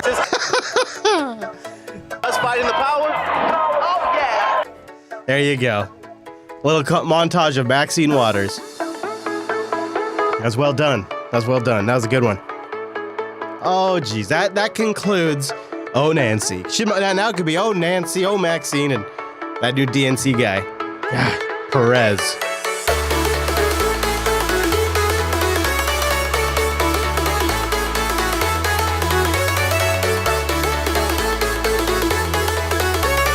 John McCain has some dirty secrets, and one of them is starting to get a little more attention, and people are poking around. He's trying to pull a Clinton Foundation. John McCain has launched, he's had it for I think a while, I'm not quite sure on the timing, the McCain Institute, which, yeah, you guessed it, basically a knockoff of the Clinton Foundation, and guess who's been possibly funding McCain via this nonprofit? Can you guess that one? If you guessed Saudis, you guessed right. Senator John McCain getting testy today over questions about $1 million donation from the government of Saudi Arabia. The money going to a nonprofit that bears McCain's name. McCain said he has nothing to do with the nonprofit, but that's not what ethics experts say. Bram Resnick has the story. Yeah, Mark, foreign governments like Saudi Arabia's aren't allowed to donate money to American politicians, so they often give to nonprofits linked to the politicians. Senator McCain claimed today there was no link, and after a few minutes, he cut off questions about the donation. Senator John McCain is one of the Capitol's most important voices on matters of war and peace. Thank God for the Saudis and Prince Bandar. We're starting to see a little bit of reversal there. We're now learning the government of Saudi Arabia donated $1 million to the McCain Institute for International Leadership, a nonprofit that bears the senator's name. Yeah, you remember last week we said that John McCain had accidentally solicited campaign financing during his presidential run from the Russian ambassador who died last week.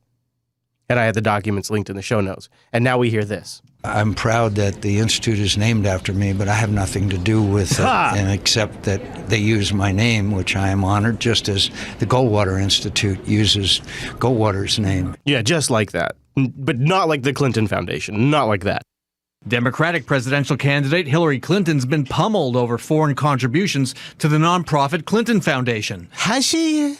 Has she?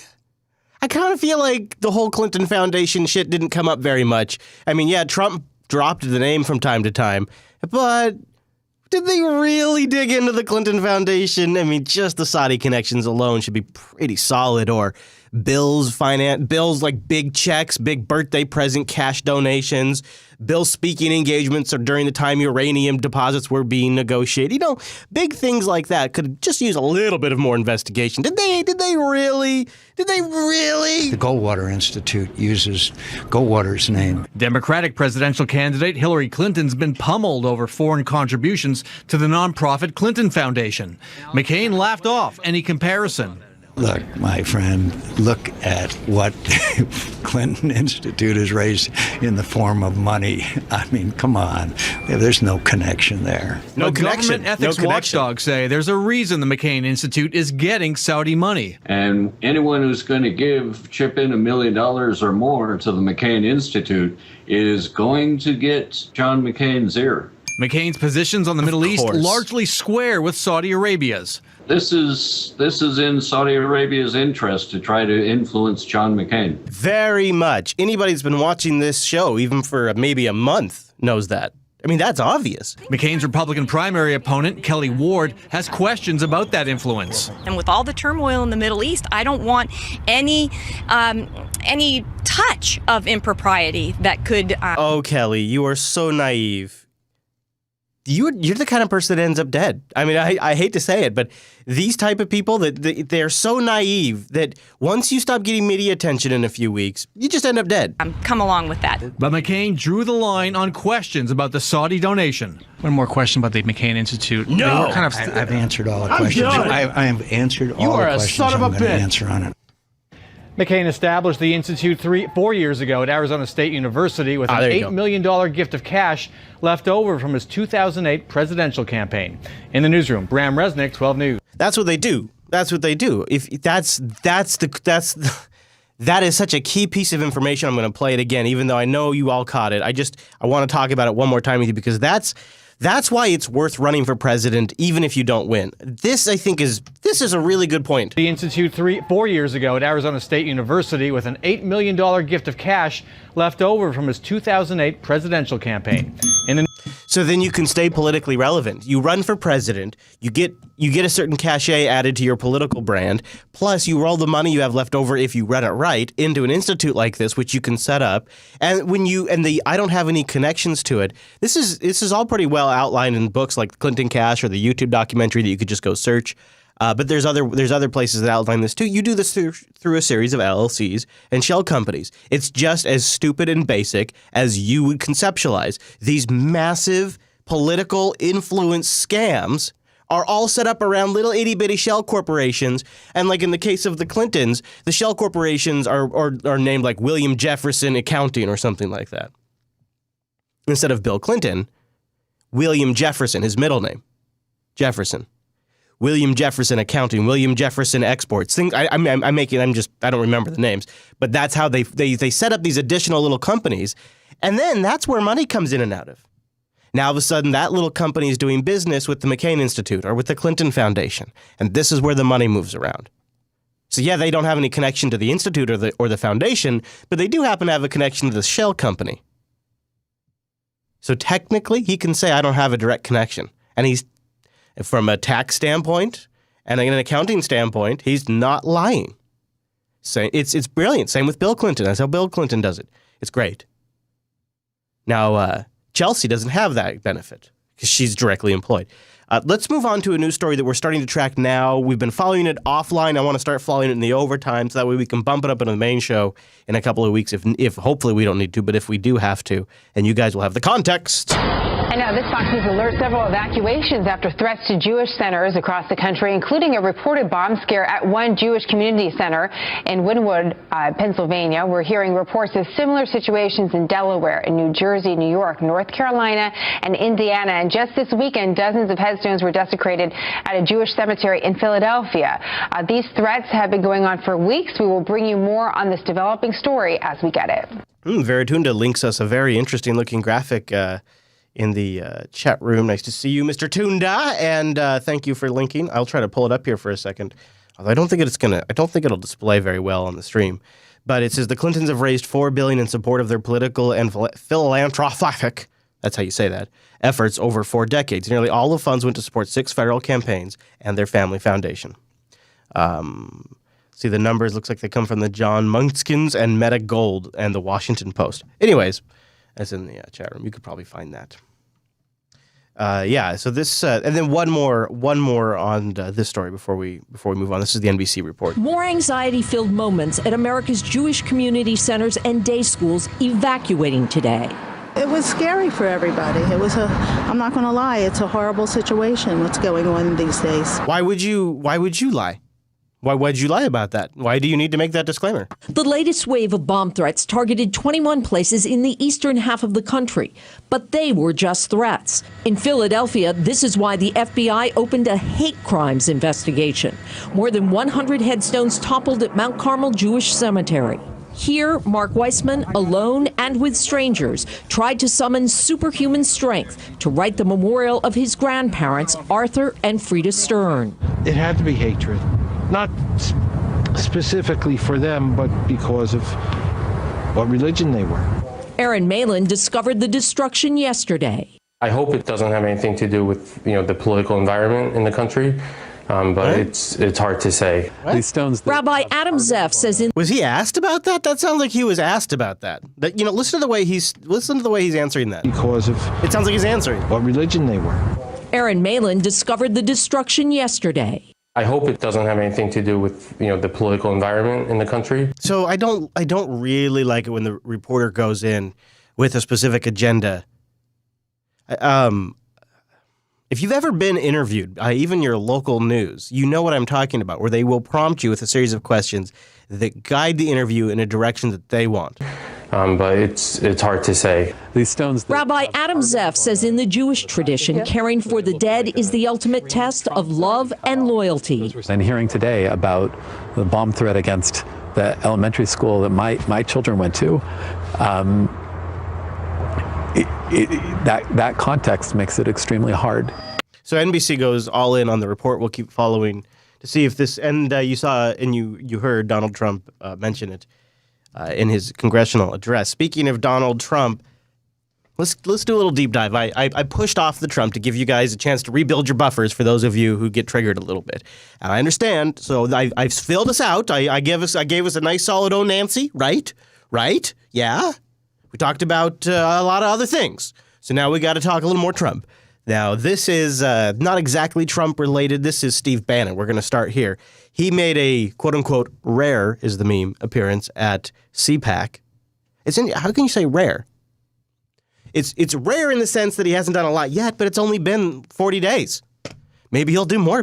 Anyways, so Steve Bannon, he's at CPAC. This is sort of a highlights reel. I'll just play a few minutes of it, of what he had to say at CPAC. If you look at, the opposition party and how they portrayed the campaign, how they portrayed the transition, and now they're portraying. I'm going to stop here, so I should probably. Opposition party is the media in his parlance. He's sitting next to Rance Priebus, where they're there having their bromance, trying to show the world that they get along. Steve Bannon is Donald Trump's chief strategist. He's the one that has all of the controversy. He's Cheney 2.0. The administration, according to everybody. I'll back it up so you have that context. So there's Priebus, there's Rance right there, looking very much like a man named Rance. And then here goes Bannon. Now, one of the things that's interesting about Bannon is he's wearing two collared shirts plus an undershirt. He's wearing two button-up shirts with collars, an undershirt, and then a sports jacket. If you look at, the opposition party and how they portrayed the campaign, how they portrayed the transition, and now they're portraying the administration, it's always wrong. I mean, on the very first day that Kellyanne and I started, we reached out to Ryan, Sean Spicer, Katie. It's the same team that, every day was grinding away on the campaign, the same team that did the transition. And if you remember, the campaign was the most chaotic, by the media's description, most chaotic, most disorganized, most unprofessional, had no earthly idea what they were doing. And then you saw them all crying and weeping that night on the 8th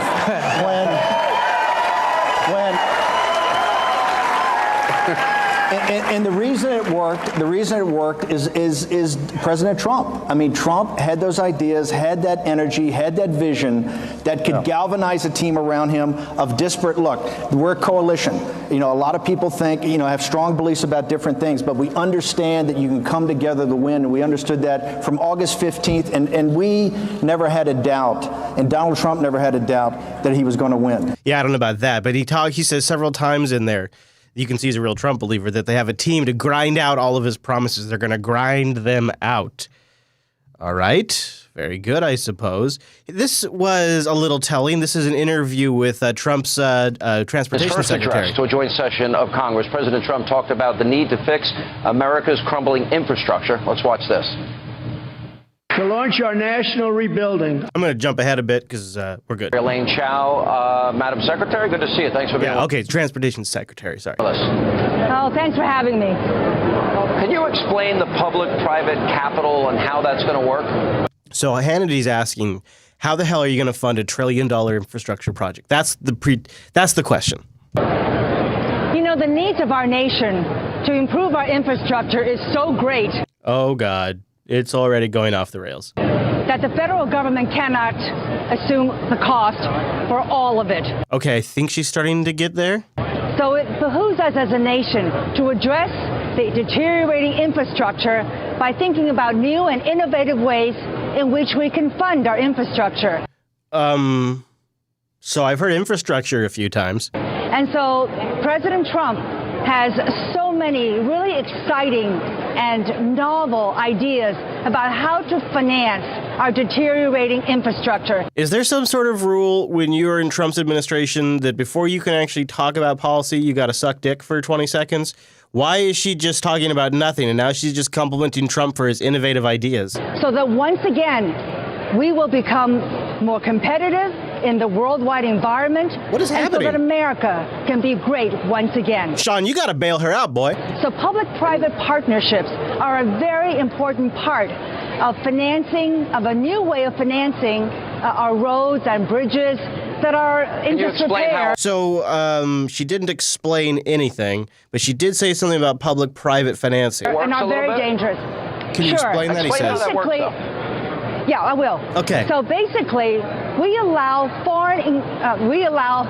different kinds of money, private sector money, to come into the United States. I'm not saying foreign. To come and not Russian. Definitely not Russian. Definitely not Russian. To come into the United States. I'm not saying foreign. To come and fund, let's say, a bridge or a road, or it can be any kind of infrastructure. By the way, I should also add that the so not public roads? President's initiative on infrastructure will include probably energy, water, broadband. Sure. So it's not just roads and bridges. No, but it's privatize to build all the whole things. Infrastructure that will make our country more competitive going forward. So Sean, you gotta explain what's going on here. So public-private partnership allows private sector money to come into the economy. She's almost a parody. She seems like a Saturday Night Live skit. She seems like a parody of what a politician would be like. Sean, you got to step in. And fund public works. So far, right now, there are so many impediments to allowing private sector monies to come in. Sean! And we should do away with all those impediments. Sean, come on! Well, so maybe, if I'm hearing you properly, maybe what you're saying is that, for example, if a company were to rebuild a road, they might get their investment back by, say, having a toll on that road, and this way the taxpayers don't pay a penny. Lead the witness much there. They make a profit. It's a win-win, something like that? Yes, thank you for putting it that way.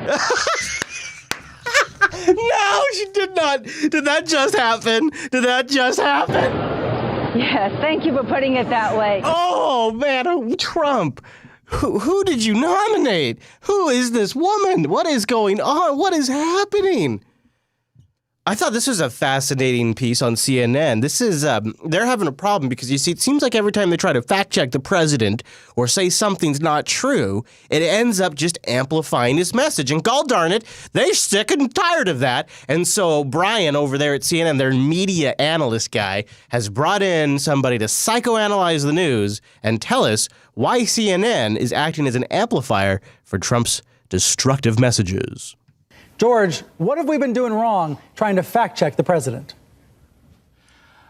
Well, first of all, you do need the facts, but you need to know how to present those facts, because if you just negate what he's saying, you're going to just strengthen him.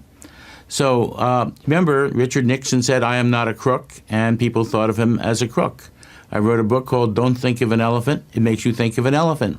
If you say, repeat what Donald Trump says and then negate it and say, no, and then you repeat what he says and say it's false, what you're doing is strengthening that, because in your brain, the neural circuits have to activate what you're negating in order to negate it, and that strengthens what you're negating. I've actually heard this before. I've never had audio of it. I think I've read it. So this is not, I want to play that part again because it's fascinating. So when you are debunking something, the brain has to activate a neuron for the thing and then activate a neuron to say it's false. So in some sense, you're creating more connections for that very thing. That is tremendously fascinating to me. No, and then you repeat what he says and say it's false. What you're doing is strengthening that, because in your brain, the neural circuits have to activate what you're negating in order to negate it, and that strengthens what you're negating. And I think the way Trump speaks plays directly into that. The way he repeats words, the way he says things, I think plays into that way of the way our brain is wired. Speaking of things that are playing into Trump's hands. Market loved it. That was President Trump on the stock market's performance since his election and today. The Dow hitting 21,000 for the first time ever. Investors seem to like what the president had to say last night. Lori Rothman is at the New York Stock Exchange to break it all down for us. It's like a party down there today, Lori. The folks are jubilant down here, Melissa. As you know, we had a pause leading up to today's huge session because investors are really concerned that Trump would drop the ball last night, and as you know, he just knocked it out of the park. He delivered and then some. So essentially, the traders here telling me that Trump really locked in his promises and reassured investors that the gains we've seen in the market since Election Day, something like 14.5% on the Dow alone, 2,600 plus points, are justified. So, hey, it's no holds bar. We're up over 300 points right now. Damn. It is crazy. Hey, buddy, how's it going over there, Mr. Not Chase? too bad. How are you? Good, good. I got I think 2 more things to get us the hell out of here. Nice. Well, I got a lot of other really good stuff in the overtime, including one of Russia Today's best clips I've ever seen them do in a while. They named, and you know what? Maybe I should just play this part. They name and shame some of these journalists that are coming on and doing commentary. And I thought this was kind of great because I've always wondered why they didn't actually be this aggressive. Meet John Schindler, former NSA officer and Naval War College professor, often guest on major outlets and speaking events, talking about, spy stuff. Known on Twitter as 20 Committee, his feed is a Klondike for conspiracy theories, where he either pushes surreal suggestions like this one, or believes he speaks to the intelligence community and claims Trump will die in jail, all presumably from the comfort of his hot tub with a cold one in his grasp. There's one problem, though. According to the 2014 Associated Press reporting, John Schindler was fired from the Naval War College for apparently sharing a picture of his intimate part with some woman who later put it on Twitter. Schindler himself tweeted that he severed his affiliation with the college, not citing the incident which led to that, and reportedly apologized for his behavior on the blog, but the apology has apparently been taken down. Next up is former British MP Louise Mensch, also a regular appearance on morning MSNBC shows, talking about, guess what? Russia, which apparently she has no clue of. Just as that she has no clue the late Leonard Cohen was a Canadian based on that famous tweet of hers. The Russia expert on MSNBC also wanted precision bombing raids on Russia, suggested that all major political campaigns in the United States, including that of Bernie Sanders, were financed by the Kremlin, and even suggested that Putin murdered Andrew Breitbart and the founder of this network. There's only one tiny issue here, and that is Mensch's admission from just years ago. She's a druggie. So that was, I thought, kind of interesting. Just them actually calling out a few people on there. I want to play something for you, and I want to get your take on this. Okay. All right. Sean Hannity goes to visit President Bush, and does this seem like a man who's hiding a deep, dark secret? I mean, something's going on inside this man's head. Yeah. So Bush has got himself a Clinton Foundation style setup going on. And in this museum, they gave him something to do, and that's a place to hang up his paintings. So it's this huge political apparatus built around the former president. And all former presidents have libraries. Yeah, this has been taking a while to get up and running. It's taken him a little while to get this going. So now we're up and going. We got a building. Okay. Right. And so he's inviting the press to bring him in. And he's showing Sean Hannity his paintings, which seem to me, I don't know, maybe I'm reading too much into it, but it's almost like they betray something about the man that is is a little odd. So, like, I'll give you an example here as we just sort of file through this here. All right. This is of course we're getting this whole tour, but I thought this one was particularly interesting. Now here is this is the piece. This is 16 feet long. 15 long, right? Yeah. And this is, I painted, as you can see, except for these two guys, the uniforms were pretty uniform because they were all part of something. Even though in different branches of service, they were part of something bigger than themselves, serving the country. You know what we're looking at? Isn't this the mural of heroes? And when you see him in the face, Chase, he seems like he's not even there. Yeah, he is. It's America. Yeah. It's people from all walks of life who put on the uniform. You see that? It's like the band's not even there. Nah, I don't get that. And they volunteered to do so. And maybe that's just so his casual talking face. What an amazing country. And he is older, too, so, maybe his facial features don't show too much. And one should not feel sorry for them, but we ought to be thankful to them. We ought to be thankful. And we ought to help them. And that's what we do here at the Bush Center. That's why I'm so thankful you came down, because I want to talk about, to vets who are listening, get on the bushcenter.org website. We can help you find a job, and we can help you deal with your invisible wounds of war. Something about him seems a little disconnected. It's an odd thing. All right, I won't play these clips. I just wanted to let people know they're in the supporter sync, and you can also dig around and find them on YouTube. We're going to go out with a little Maxine Waters. Maxine Waters was called by pranksters, like Ukrainian pranksters, I think, and pretended to be I can't remember. But, geez, it's in here. Here we go. Hello? Hello. Hello.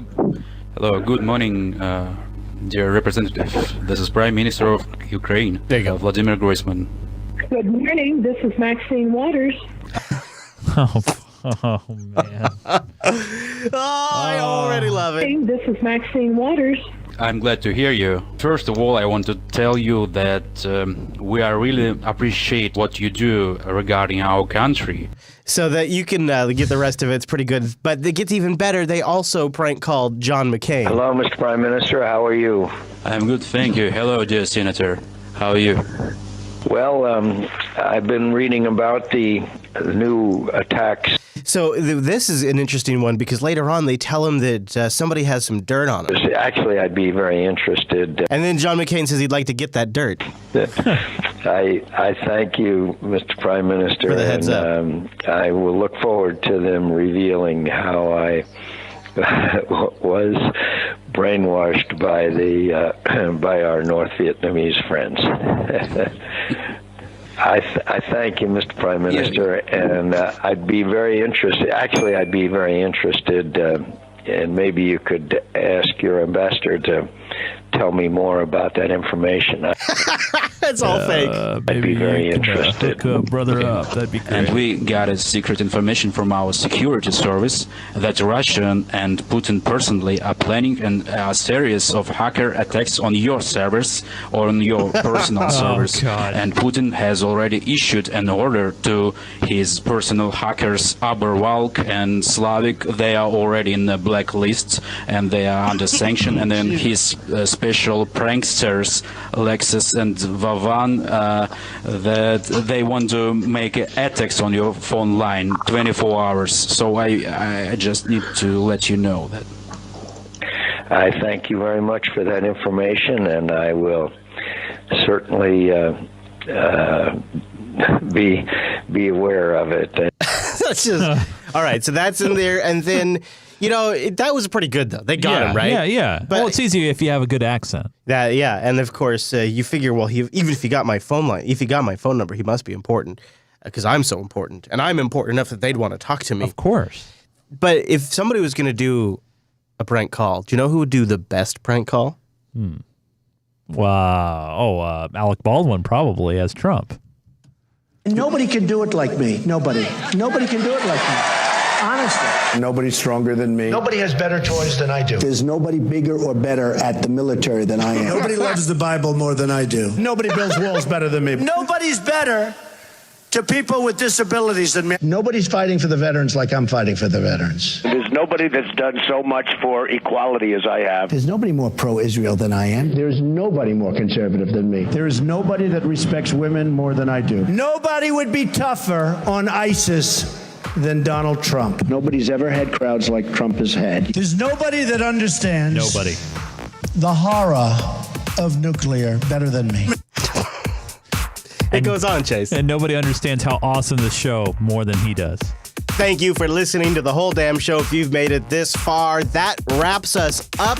The Overtime was brought to you by our patrons at patreon.com/unfilter. And yeah, we'll see you back here next week. See ya.